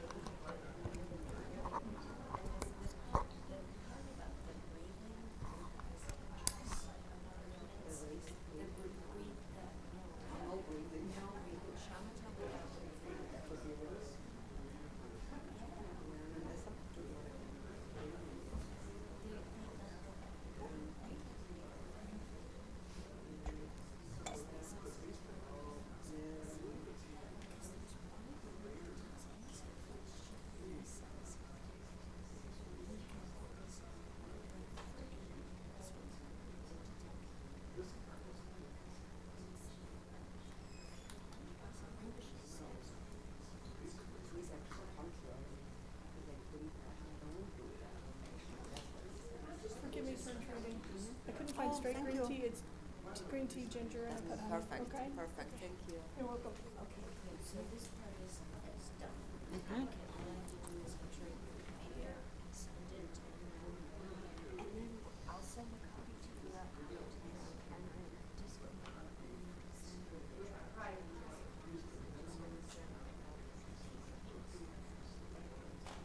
Yeah, so then everyone has to read again.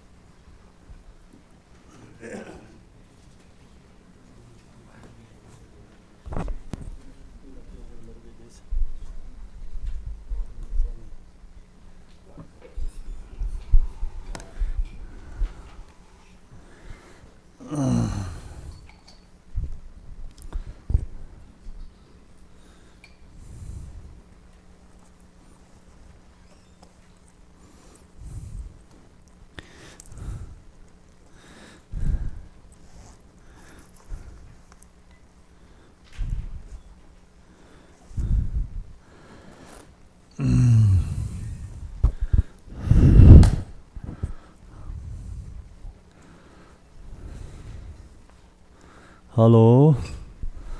Can you hear? Okay, so here, many people has questions about this. In this beautiful bake.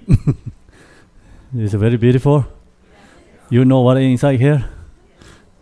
What is inside here? In these things, right?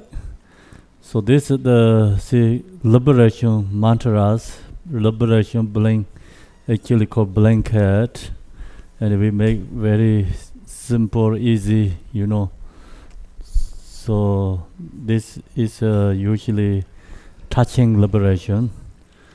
For sometimes we put in this is like fold, put in the some necklace and the cow is people always carry in the body.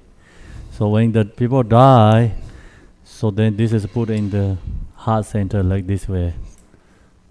So this calls liberation blanket. It's also protector.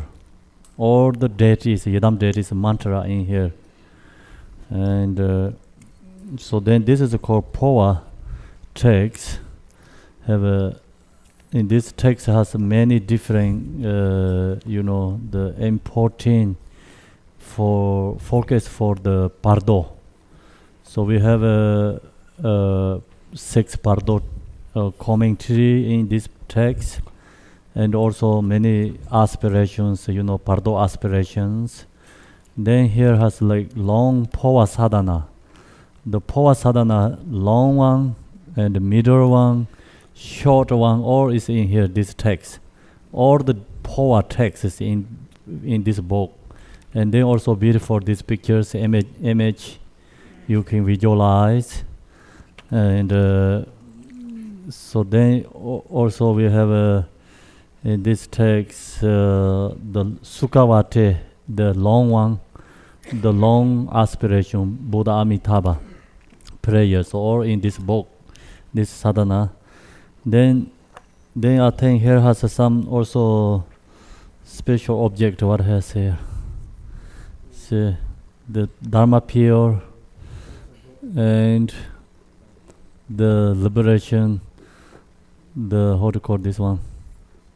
Bracelet, and also another easy to carry Sukhavate, Buddha Amitabha images, and also here has the saying, mandala saying, and this is all is for the dead, when dead people, when we die, so we can use this all the object, everything's in here.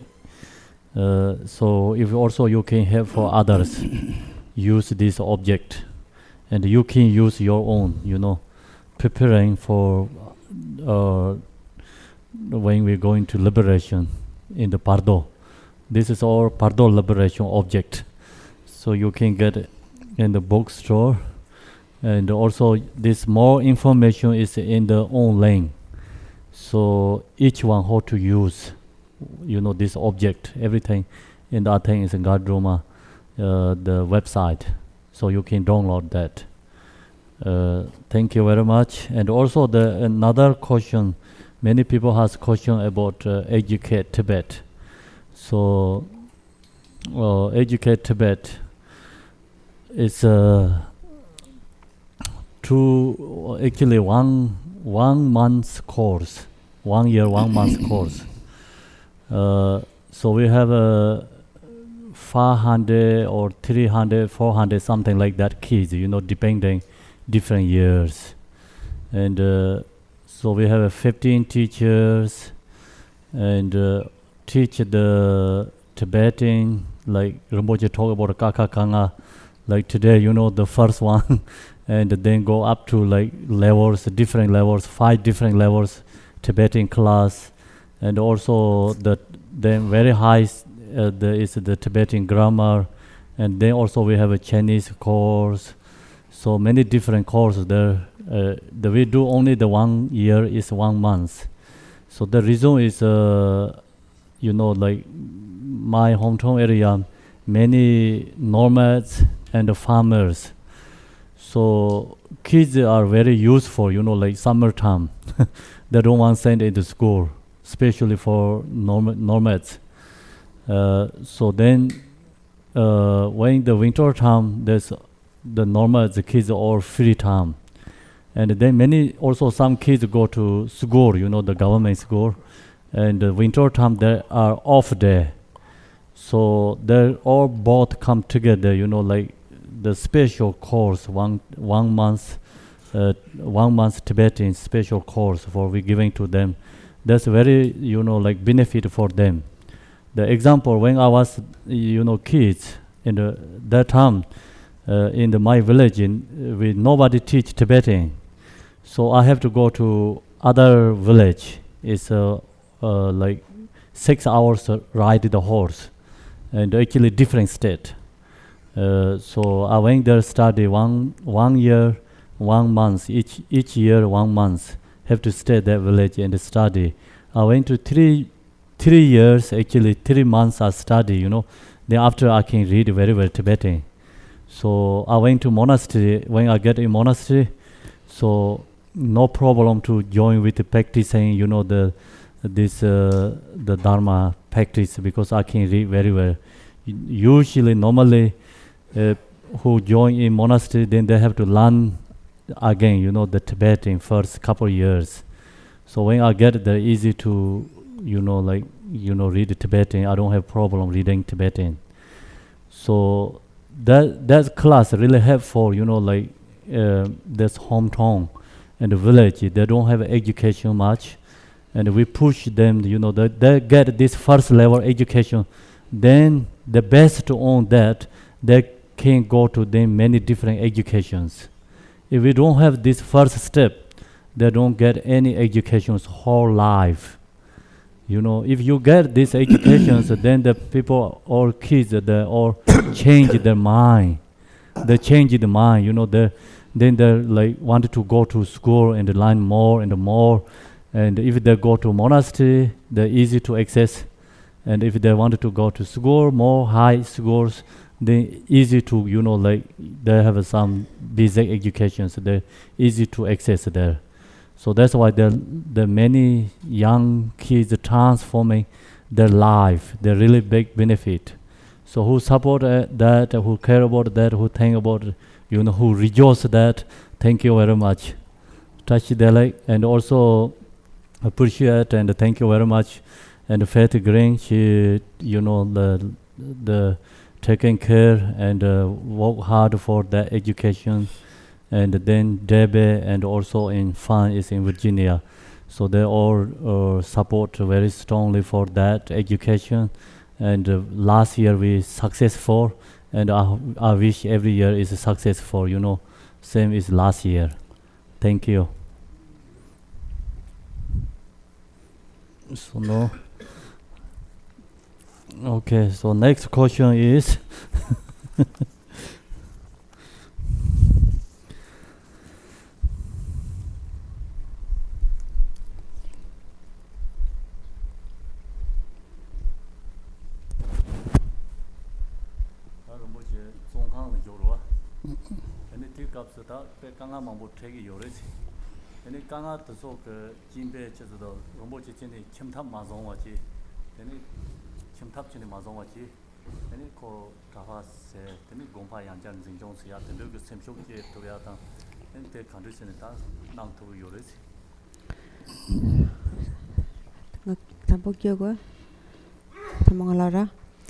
So the next question is, you have experienced many hardships in prison.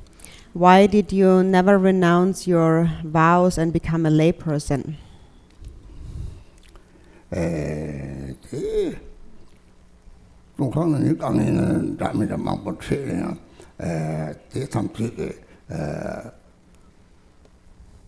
Rawang you may lap your Rawang may lap your dinner. That Rawang you make a marry, Kovaka, Kovaka, Sawa, the Chupari, the Jatang, the Chantabaki, Padisri, Tomani, Palaga song, or the Chang, that the Taran Bonnet, the Konkaju Chang, Manuary. The Mengde Tola, Matang Nathan, Church, and the Sigaya Pochagari, Mengde Tola, Donatrita, 你把起步有个的罗云芒个送在这这刚啊，这么啥这么吃吧，你这别芒不送我这这你这样没那日本国本样的罗的这里科瓦个当我的话就他都可以这点上就下过来，这当正塔节呢，然后차창拉着回来的。平时就啊得拉着回来，这个让俺们把下过来就说到，从他前头早晚的原来，这我们那里本国本党，把那个下生意了这搞一个这种从他那种的那个大家要来吃。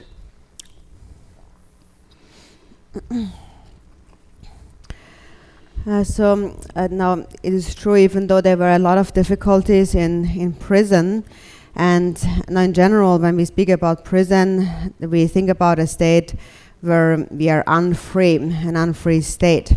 So we say that when we are in that state, we don't have freedom. But actually, it doesn't mean that you have any freedom if you're outside of prison and living a samsaric life either.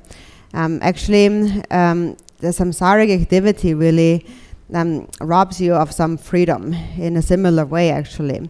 But regarding renouncing or not renouncing the monk's vows and becoming a householder, actually also here, first of all, I have received an instruction from my father. And so my father had told me that you have a name, and that name is very renowned even in the far distance throughout the Jigongkagyu lineage. So you must not spoil that name. If you do not spoil your name, then you will be well in this and future lives.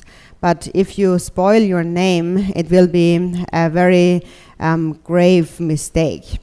And now even though, and also he said that as a result of that mistake, if you don't do that, then you will not be able to accomplish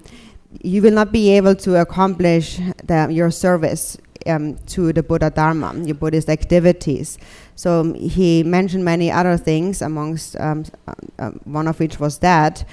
So that was the first instruction I received regarding that. And then also later, then I read the songs by Milarepa again and again.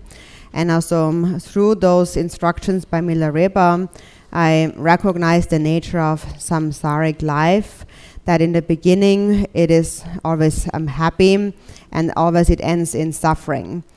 And I understood that if I were to become a lay person, I would lose all my freedom or independence, and I could not accomplish any activity. So I understood that there is no freedom to be found in a worldly life, so I never really wanted to become a lay person, actually, a householder. And so that is because of those two reasons mainly. It is the stories of Milarepa, the songs by Milarepa, and also the instruction that like the command that I received from my father. And so therefore, no matter what difficulty I encountered, it was always my firm vow that no matter what, I will never become like a householder, lay person.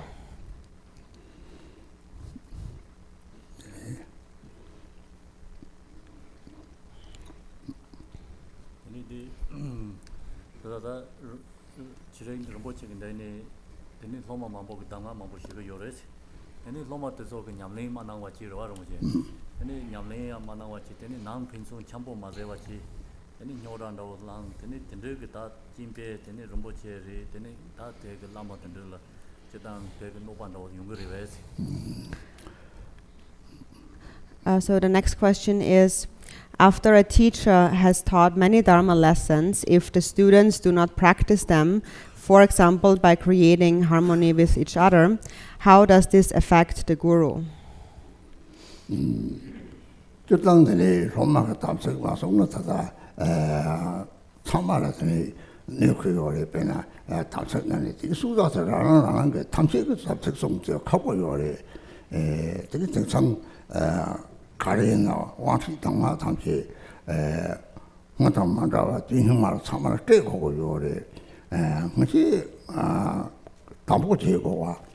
Teri tata tu Himalayam parte wate to that teri nang teri to chishu teri Roman nang to patana teri tege teri lama kevi silin tamje kocheta saje te bachara teri vachibo yore teri tata wangjashuna tamse chibate teri sampadan hinjere yelang teri tamje Roma tamse guni 소소랑한 송야 마도 디삼색 송 디삼색 송 이제 다야 요 말이 소소랑한 거 통리 송고요 소소랑도 송네 들이 때라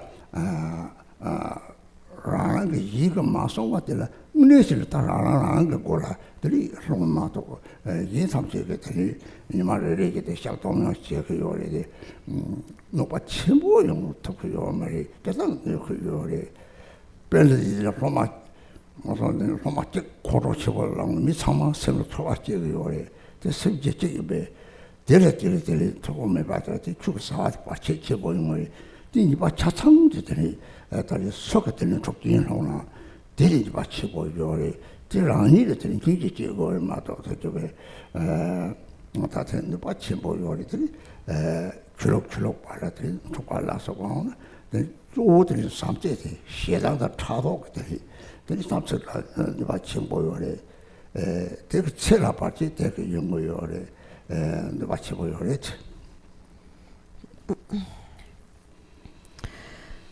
So when it is said now in the instructions of explanation on the samayas that if the disciples do not keep their samayas, then actually it affects everyone. Everyone is negatively affected by that. There's a harm. But then now in general, it is difficult to, of course, keep all of the samayas, especially nowadays. Now in the degenerate age, nowadays it is different than in the old days. In the old days, the empowerments and instructions were not so freely given like they're given today. Nowadays, any empowerment or instruction is given. And so at that time it is difficult to keep all those vows. In the past they would only be given if you can actually keep those vows. And so, however, now what's important is that now when the disciples fight, like argue and be in conflict with each other, then that is certainly very harmful to the life span, the life of the guru, and also it harms the Buddha's teachings in general. But then, so even if you receive 100 empowerments, there is a single shared samaya, and that is that of love and compassion. So if a disciple loses their love, they get angry, for example, then mainly really they are harming also themselves. And so of course there is a general harm also created.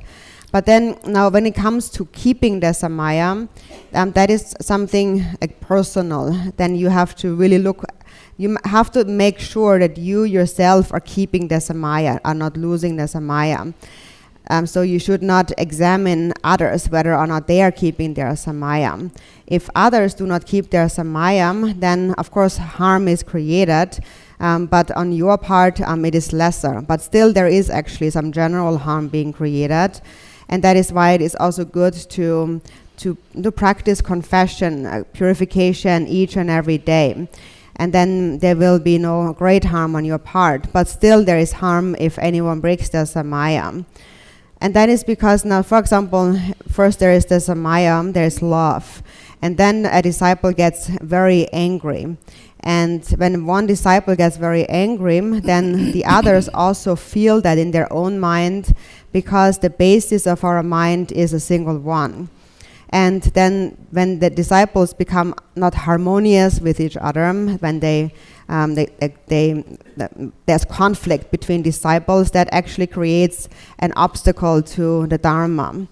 And so especially the greatest harm really is on the part of the disciple, whoever stirs up conflict and problems. They certainly have the greatest fault. But then if you see something like that is happening on your part, you need to develop compassion for them because of that great harm that is created. And so it happens also between religions or different lineages, all kinds of conflict. So the main samaya is love and compassion, and it is lost when we get angry or jealous and so on. And that certainly is very harmful and has a negative effect on the lifespan of the guru, and it is an obstacle to the Dharma.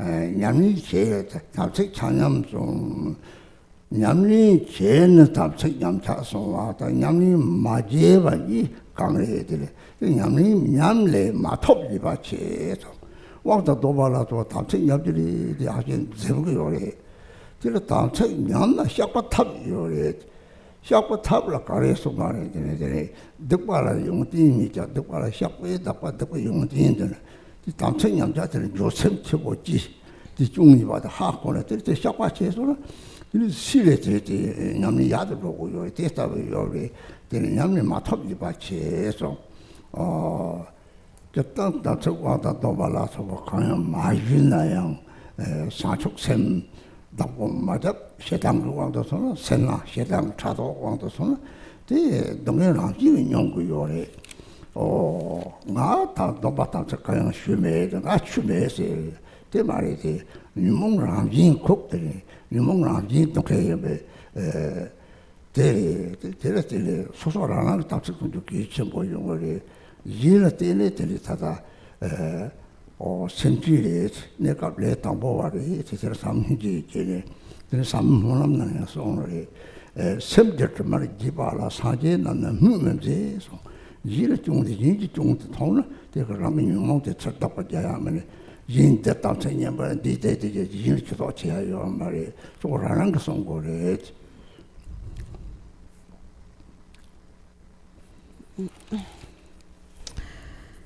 So regarding taking and breaking vows, Lord Chigden Somgön had actually said that now there is those who take a vow and break the vow. Also, so there is those who practice and their vow declines, and then there is those who do not practice, but they still degenerate. They still their mind declines. So basically, what he was saying is that it is a greater fault to not receive a vow than to receive a vow and break that vow. So it's still better to receive a vow, even if you break it, than never to receive a vow. And so he said that because often people they hesitate when it comes to taking an empowerment, for example, a samaya, a commitment, because they feel if they break it, that will be very bad. But actually, even if you break a vow, it is still better that you had taken the vow, because you can confess it. It is said that even though misdeeds have no good qualities, if they had one good quality, it is that they can be purified through confession. And so that is done when you really see the mistake in what you have done, and real regret arises, and then you confess and you will purify the negativity. And then actually your practice will even improve more. And on the other hand, if you have never taken a vow and your mind degenerates, it is even worse, because then there is no recognition at all. So then even if you have not taken a vow, if you do not cultivate bodhicitta, and if you are always controlled by anger and jealousy, greed and desire and so forth, then that naturally will lead to suffering. Because even if there is no vow, people might think that I can do what I want because I don't have a vow. But actually, that's not true, because for as long as you have the afflictive emotions, that in itself is bound to lead to suffering. The nature of that is suffering. So it is therefore actually important to take vows and, of course, to keep vows. But you have to keep the vows for yourself. Do not examine what other people are doing, whether they are keeping their vows or not.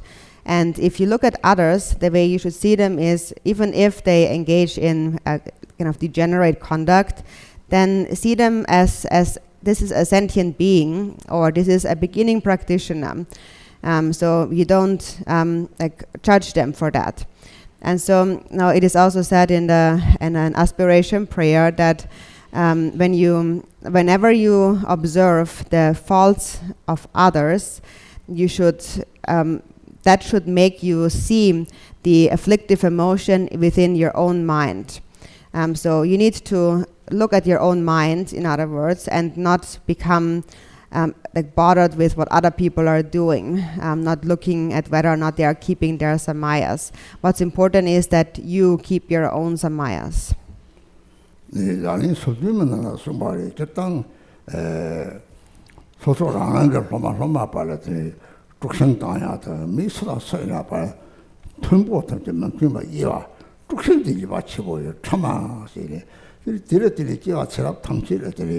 랑 도다 자가 도 매와 레가 사와까지는 동물을 봤대 다다들이 너희지 망고 요리 대탐이 저 강내성을 저들이 차도로서 차발해서 차만데 강내성들이 다 사성거 소라 사성을 사줘서 도와들이 들들이 이나 토보요 만투바 탐진 토보지 거래 만투바 탐이 파 얘기는 등에 삼점 받아봐요서 대마체들이 다 대문을 대하지 보는 수발에 감성 심피세에 듣기와 사족 수반을 거 봤다.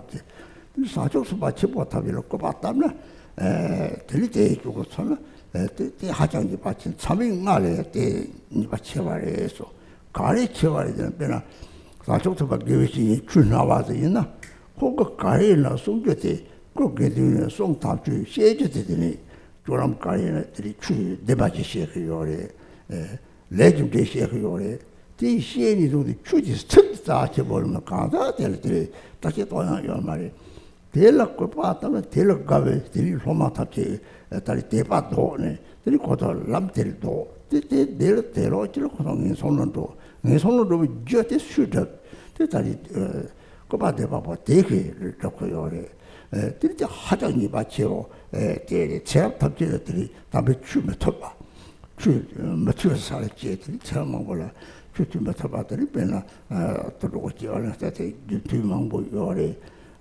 돌라 추지 두고요 말이 추 맞춰봤더니 고발을 유는데 내 요래 좋더니 사족선바 탐재로 추나와 보탐재로 고반데 몇 들이 로만나 트윈들이만 트윈바 연속 독세도 어디도 게두기 대륙이 봐서 들이텔라 하게 게두기 이인성 들이 출력 가려 봤더니 출력 발라 독생 로만 발라 독생 들이 도다 발라 들이 독생 디세니 말 들라더니 준 핀버준 리버준 이오레서 핀버준지 사주스버 준 핀버 이오나 대년 tumpa 탑전 준해는 이 밤에서 뒤준들 평용요에서 님반사의 중진당 촌하용 어디 대바시 사자바가라베 오 미치게 대바시에 고스 미치게 청대로 라코도 되나 들 납사 고도 똑같죠 그때 책 대바시에나 하장이 받쳐 보여 그래서 대들이 대준이한테 같이 그 대바시에는 이 바른 저도 같이 그 준을 평용을 저도 이와한테 소설도 시할것들이 또 그래. 때 거기 하자 같이 보여 했어.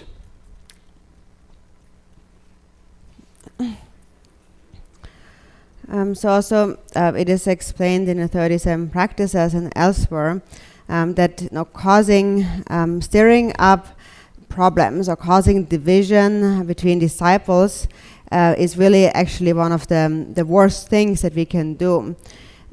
And it doesn't matter in what context, whoever we do it to. When we stir up problems between people who are in harmony with each other, if we slander them or engage in divisive speech and so on, that's really actually the worst of negative actions. And as a result of that, as a result of slandering others and stirring up problems between people, or causing them to be not friends anymore and so on. As a result of that, from lifetime to lifetime, you will not find any companions, you will be lonely, and whatever activities you engage in will not be accomplished successfully. And so a lot of suffering will arise from that. And the cause is ultimately jealousy, and then the divisiveness, the divisive speech. And so especially that is, since we have taken that is grave because we have taken the Bodhisattva vow. So actually having taken that vow, instead of splitting people apart, we should actually reconcile people, bring them together. If we divide people, that it really leads to inconceivable suffering. And so it is also said in the aspiration of Sukhavati that to humiliate a bodhisattva, or to denigrate a bodhisattva, is an even greater fault than to kill sentient beings in the six realms of samsara. So it is extremely harmful. Actually, it is said that it is even worse than the 5 actions with immediate retribution. And why is that? It is because such a bodhisattva, for example, a teacher, they teach the Dharma. So their body is the Sangha and their speech is the Dharma, no matter what their activities, their conduct is. What they teach is the twofold truth. It is karma, cause and effect. So what they teach, the Dharma, those words are very precious. So therefore we should not examine the individual person. And actually, for example, if that teacher would have some disciples that really like that teacher, that are devoted to that teacher, if you express their faults and criticize them, then maybe that disciple will lose their faith in them and then leave the path of practice. And as a result of as a result of corrupt faith and turning away from their devotion, they take birth in the 3 lower realms. And so who is responsible for that? It's the one who criticized that person's teacher. So the fault in that is really very severe. And as a result of doing that, also in all future lifetimes, we will not encounter the Holy Dharma teachings. We will not be able to even hear about the Holy Dharma. We will not take birth in a place where we can access or find the Dharma, for example, like an animal. For many lifetimes, we will not encounter the Dharma. And for then, as a result of that, if we never encounter the Dharma and we never hear about the Dharma again, then for a very long time we will have to continue to wander in samsara. Now, stirring up problems, whether it is between a disciples and a guru, like a bodhisattva guru who teaches the Dharma, or it is between disciples or just between friends, it all has a very negative effect, and especially if it is within the Sangha. It is said that causing division in the Sangha is a very grave misdeed. And also it happens between religions or lineages, between disciples, between friends. No matter in what circumstance it is, you should not cause division or stir up any problems between people. And so then regarding this speech, this correct speech, and it is said that generally telling lies is a negative, like a negative form of speaking, of speech. And so, however, for lying, actually there are virtuous lies, and then there are beneficial lies, and then there are harmful lies. And so it is important to discriminate between them. And so what that means is that, for example, a beneficial, a virtuous lie is a lie maybe told by a bodhisattva who really actually wants to bring people together, wants to reconcile people, so wants to create harmony. And so then it becomes a virtuous lie. And then there's also a way, also as it is said in the Sakya, that when a fool speaks the truth, a lot of faults come from that. For example, even though it's the truth, if you tell somebody this person said this or that, even though that might be true, it might lead to a lot of conflict, and immediately maybe they start fighting with each other. So although it's true, you have caused the conflict, so that actually then again becomes a great fault.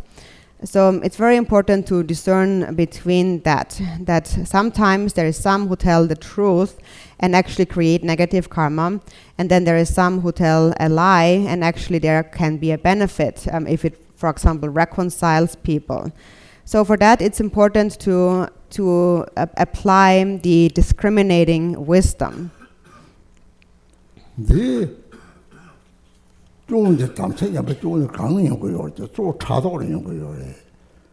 차도의 유용바 저거들 또 유용바 저거들 무엇이야 그렇게 뭐 차도의 뭐가 탐지는 슉슉슉 초 맞춰서 이러고 그래서 누가 촉제시대 연구에 누가 촉제시 가는 연구요. 수남세로요.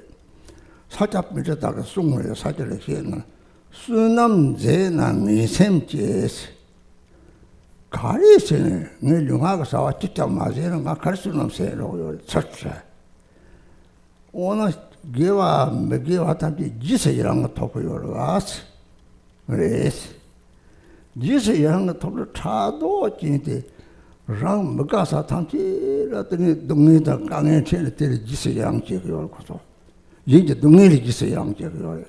근데 작합적으로 강에서 와 코트에 got 작합이 용도를 제세로지 롱하고 사 직접 제요 말 대응들 강에 동이 가리 송나주 취향 대도 지세양들이 취향한테 톱대요 막봐 득바지나 랑강 지세양한테 송나냐도 변은 멋지게 매 gần 또라지라 소형 바꾸구나 나는 직장면에 될 소형 파나 지세양이 뒤소나도 톱래 될 로지손에 사지 좀 되게 잡고 쳐보고 소형 파네 근데 강함이 버짜모지게 지세양 곰 작은 도나 내요래 드니 사지 좀 잡고 쳐보고 되게 사지 좀 되게라 다 용화시 사지 좀 되게 잡고라 장 다른 호한테 체랑을 쏘는 체와 정도 대랑 호함 초랑 호송 여보 하리라 말이 쏘는 체와 된다 요도 메시 들르는 뭐지 말이 쏘는 체와 대랑 호 낭서 저 짜모들이시 가리 하래서 체랑을 쏘는 벌바데 쏘는 체모리 이런 체가 자사들이 이제 놀러 쭉 레스 얘는 지금 취향 아재요 레스 진이요 레스 당지 망보요 레스 드라마들 진 가양 매박에 잡고치 뭐 밀삼모 가리리들 잡고치 뭐 디게 디도 갖고 개버서 싸움지 맞아봐 대송 나양 망고 때도 죽고 서뭐 선택지 와서 사지 시작을 지네 잡고치 뭐 대송한테 동장을 나가 요사리 땡긴 보죠 공부를 하고 우리 로주 체말이 뒤에다가 차도 이제 이는 약고 마찬가지 기설랑 충충도 어떻게 거지 소주 조고는 때 약고 어떻게 약고 차고 근데 좀 가서 대체 강에 체는 콘트레고 근데 맨투만 되게 약고 요말 때 약고 요말 때는 단다고 라블 되게 그때 싸움 가리 오콘이 맨투바 뒤싸움다 다다 가시나 쳇도 되는 거 카터 도르한테 되는 이건 놓고자 대삼지 들지 이쪽 레 되는 차도 하장 총총들이 좀 하장 제보 대다 지세랑들 토은 거요. 이제 가와 대화를 지세랑 대톱송도 와 대다 이 능이 지세랑서 능이 토은 거요. 지책 하장 가르쳐 버리 수남제는 샘지 대로지 랑상 시작하고 망이 샘지서 우리 뒤 소설 넣고 그러니까 가피 고독하지 않은 중에서 같이나 수남때 맞에 말 같이 저 말이에요. 오 대다가 싸움때 하장 기체 보이는 너는 지세랑 거 수남때 하고 그러지.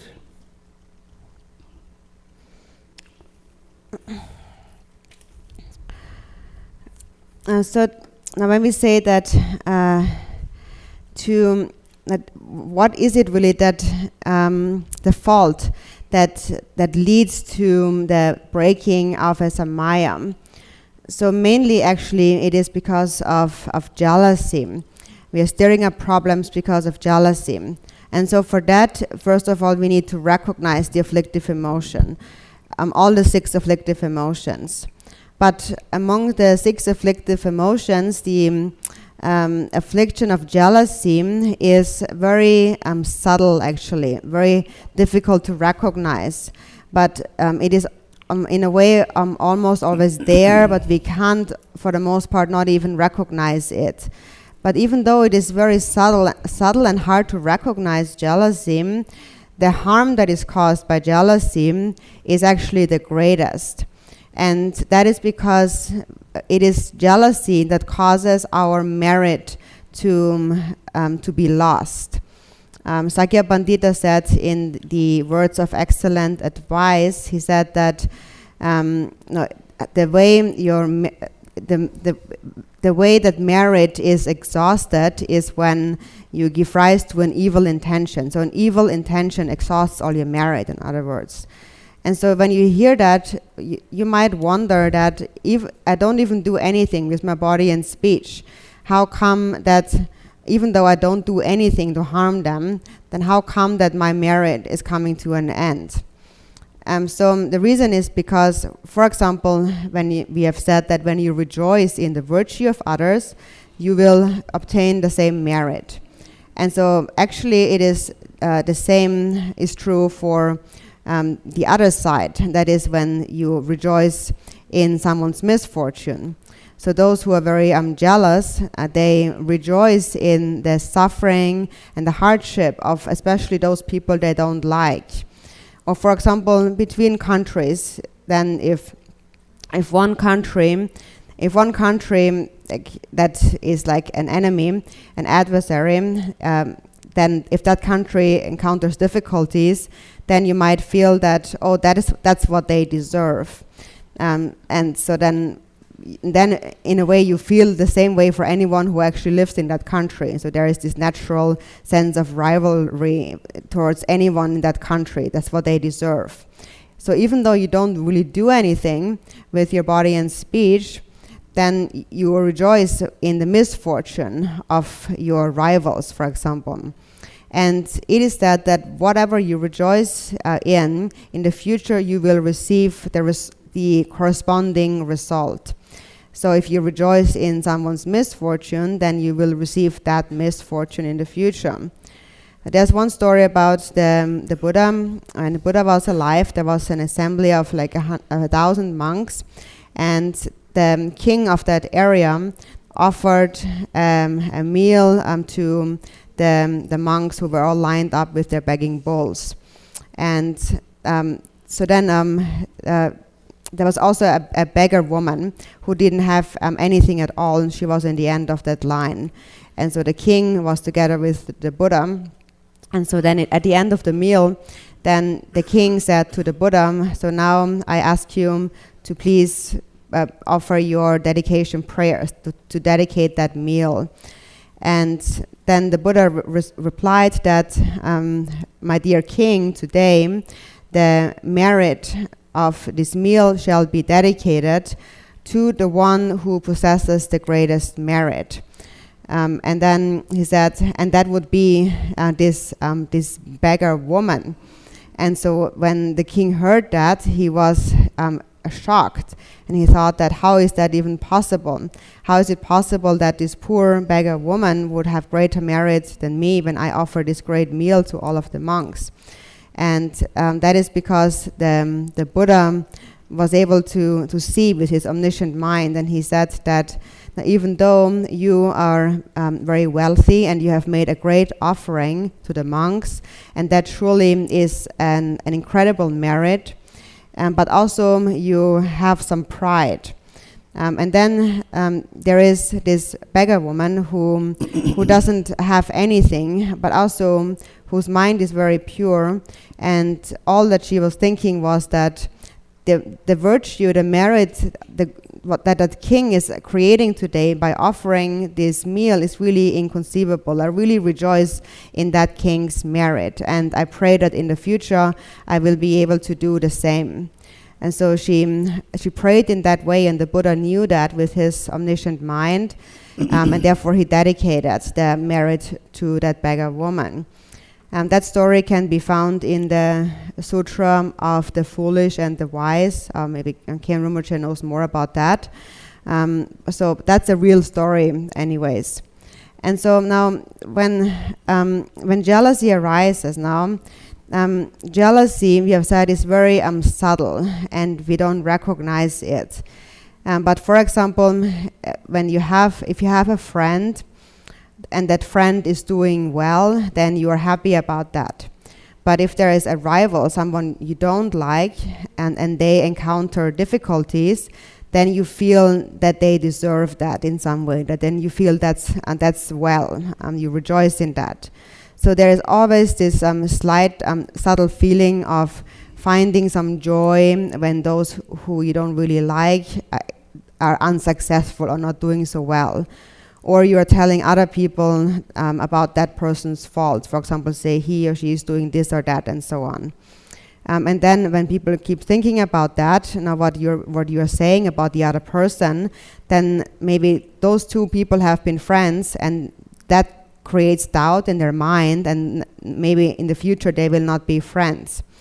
And so as a result of that, of stirring up this division between people, then in all future lifetimes, you will always separate from your companions again and again. So it causes really a lot of harm. And so all of that harm is really the karma of having stirred up problems between others. So jealousy is this very subtle affliction that is hard to see, but still the fault that it created is really very destructive. And so we have said that whatever you rejoice in, that is what you will get. So if you rejoice in someone else's suffering, you will obtain that suffering. So these words are really extremely important. Now these words by Sakya Pandita, if you develop an evil intention, that brings to an end all your merit. So it's very important to really keep that in mind, and to instantly recognize with awareness when it happens, when that jealousy comes up. Immediately you should see it. You should see that this is not a good intention, that's an evil intention, that's only going to cause harm. So always bring this back to mind. And so when you bring this back to mind, you will not rejoice in someone else's misfortune. And on the other hand, even if you think that, like, even if you find a way to justify your evil intention, actually you will not accomplish anything with that. It all depends also on the other person's merit in any case. So it's very important to keep that in mind, that whatever you rejoice in, that is what you will obtain in the end as a result.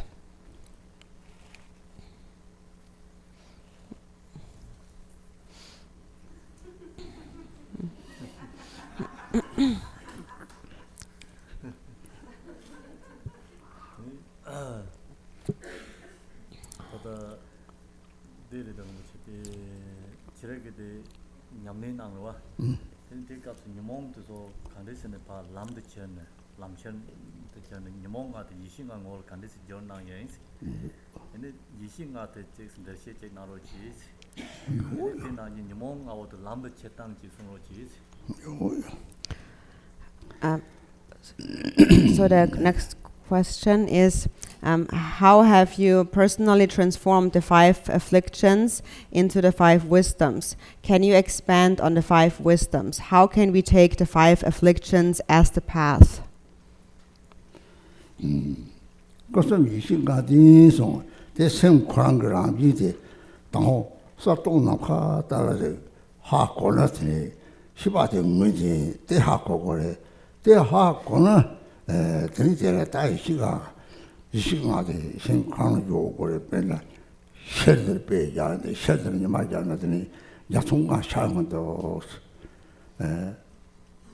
the same job, shedding over on the don't buy him by the treaty in the she so don't buy them crata wrong way by the treaty in the she so.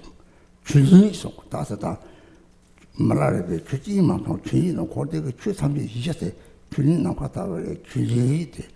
They like thing when a quarter now at the and Sancho comes around the top of Shakam, Quata Shakam.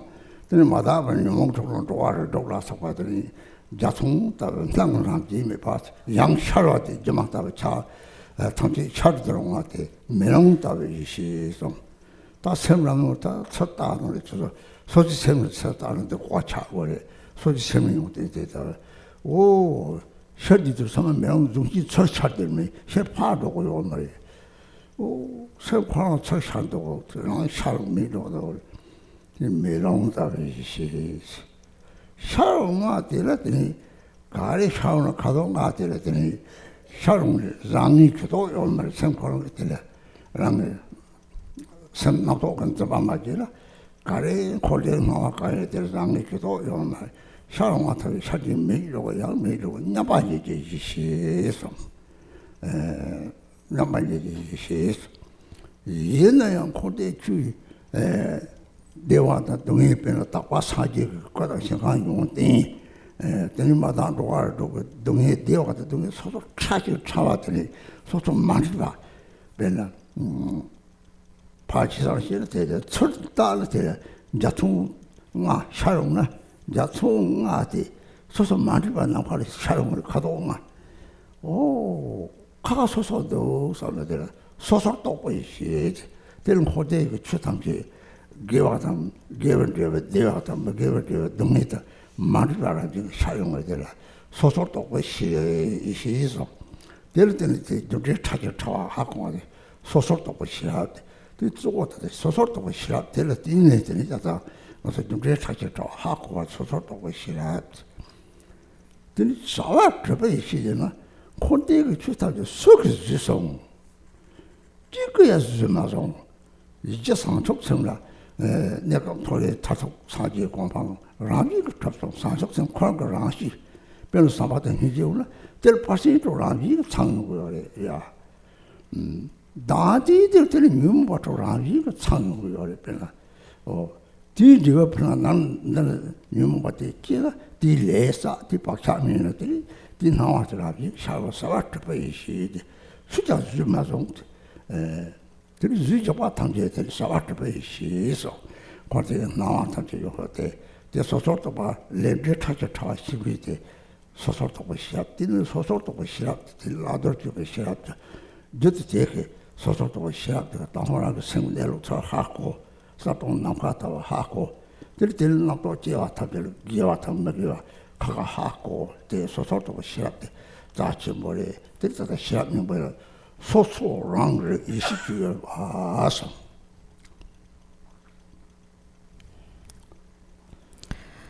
So we say the nature of the mind possesses the qualities of the 3 kayas and the 5 wisdoms. So first of all, we need to understand the clear and empty space-like nature of the mind. We need to recognize that clearly.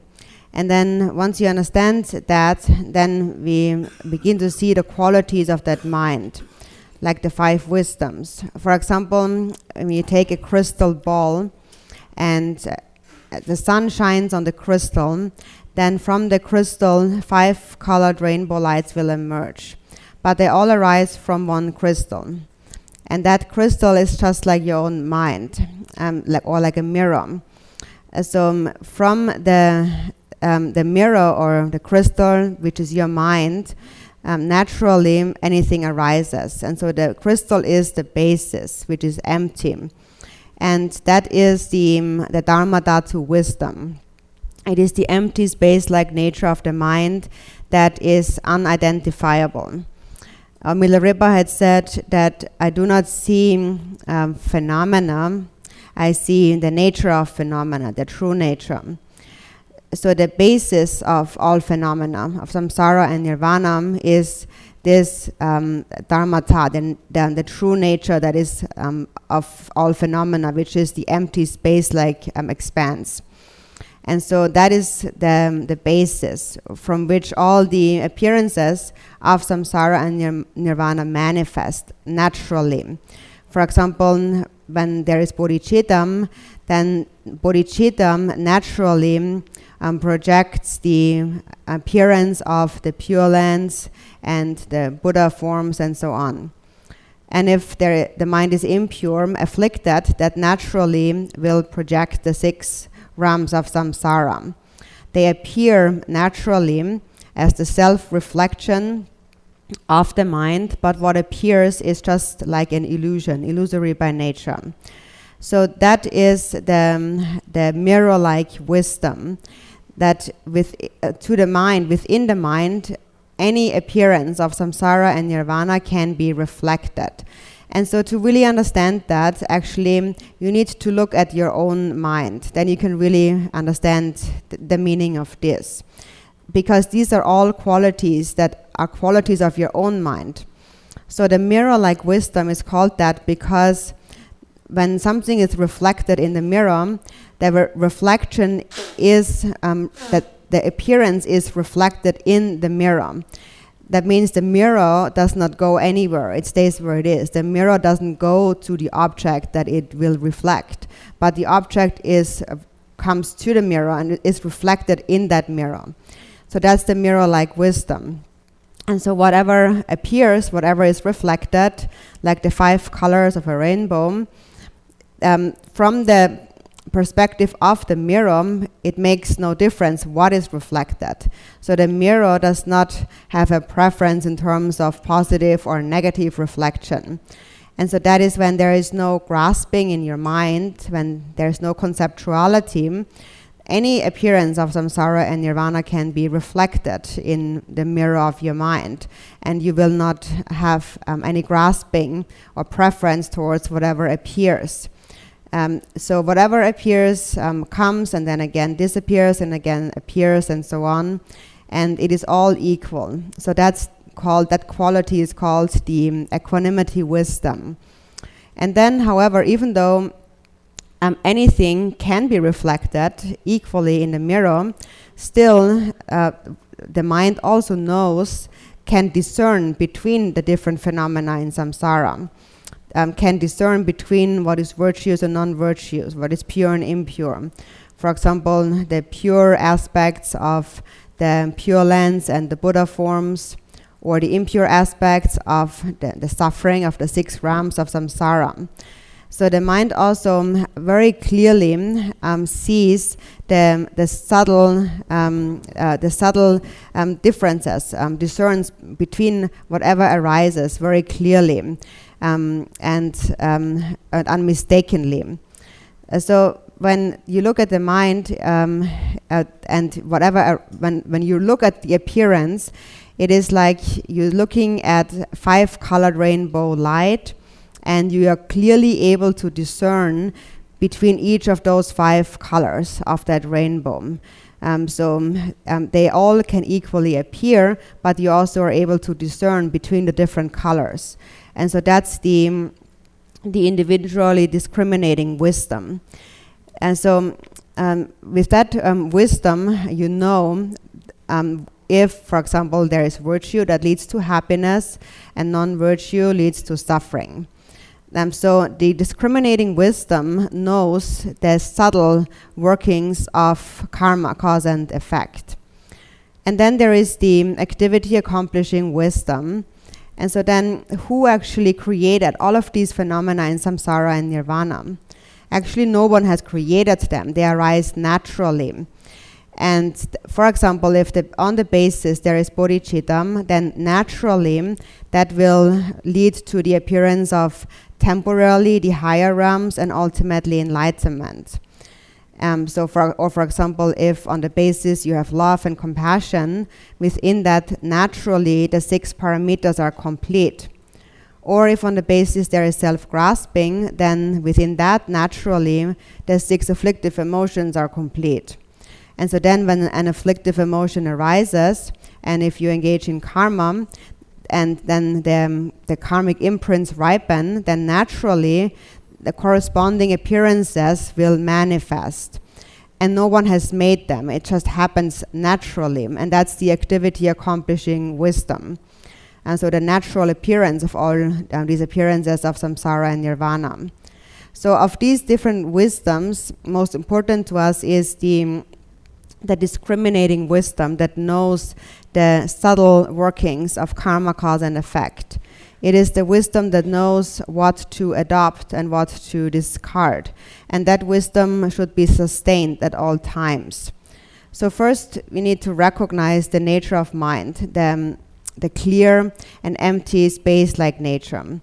And then within that, then you sustain a clear, a discriminating awareness that discerns between virtuous and non-virtuous thoughts. So that's really the most important one. It's also referred to in the Heart Sutra. It refers to this self-knowing, discriminating awareness. Today we're starting 2 o'clock.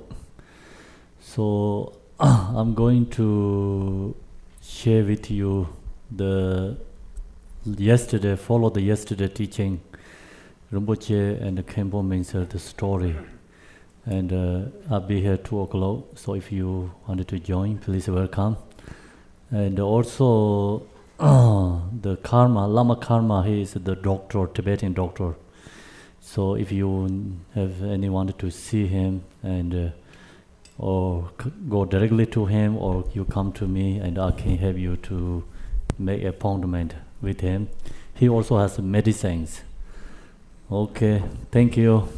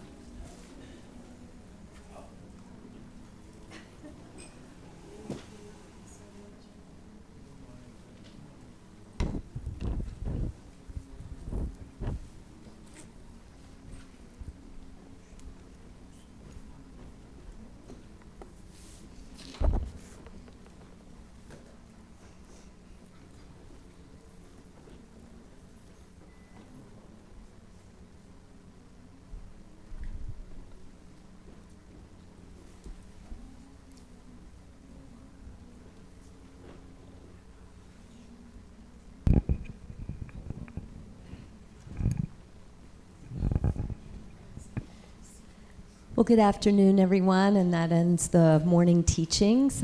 So we'll have a lunch break now until 2 o'clock.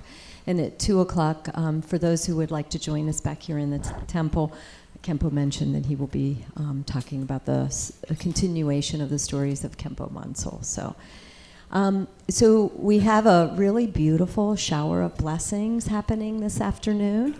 And but under the tent, we have some soups and leftovers that have been warmed up and prepared, and some new fruit and salads.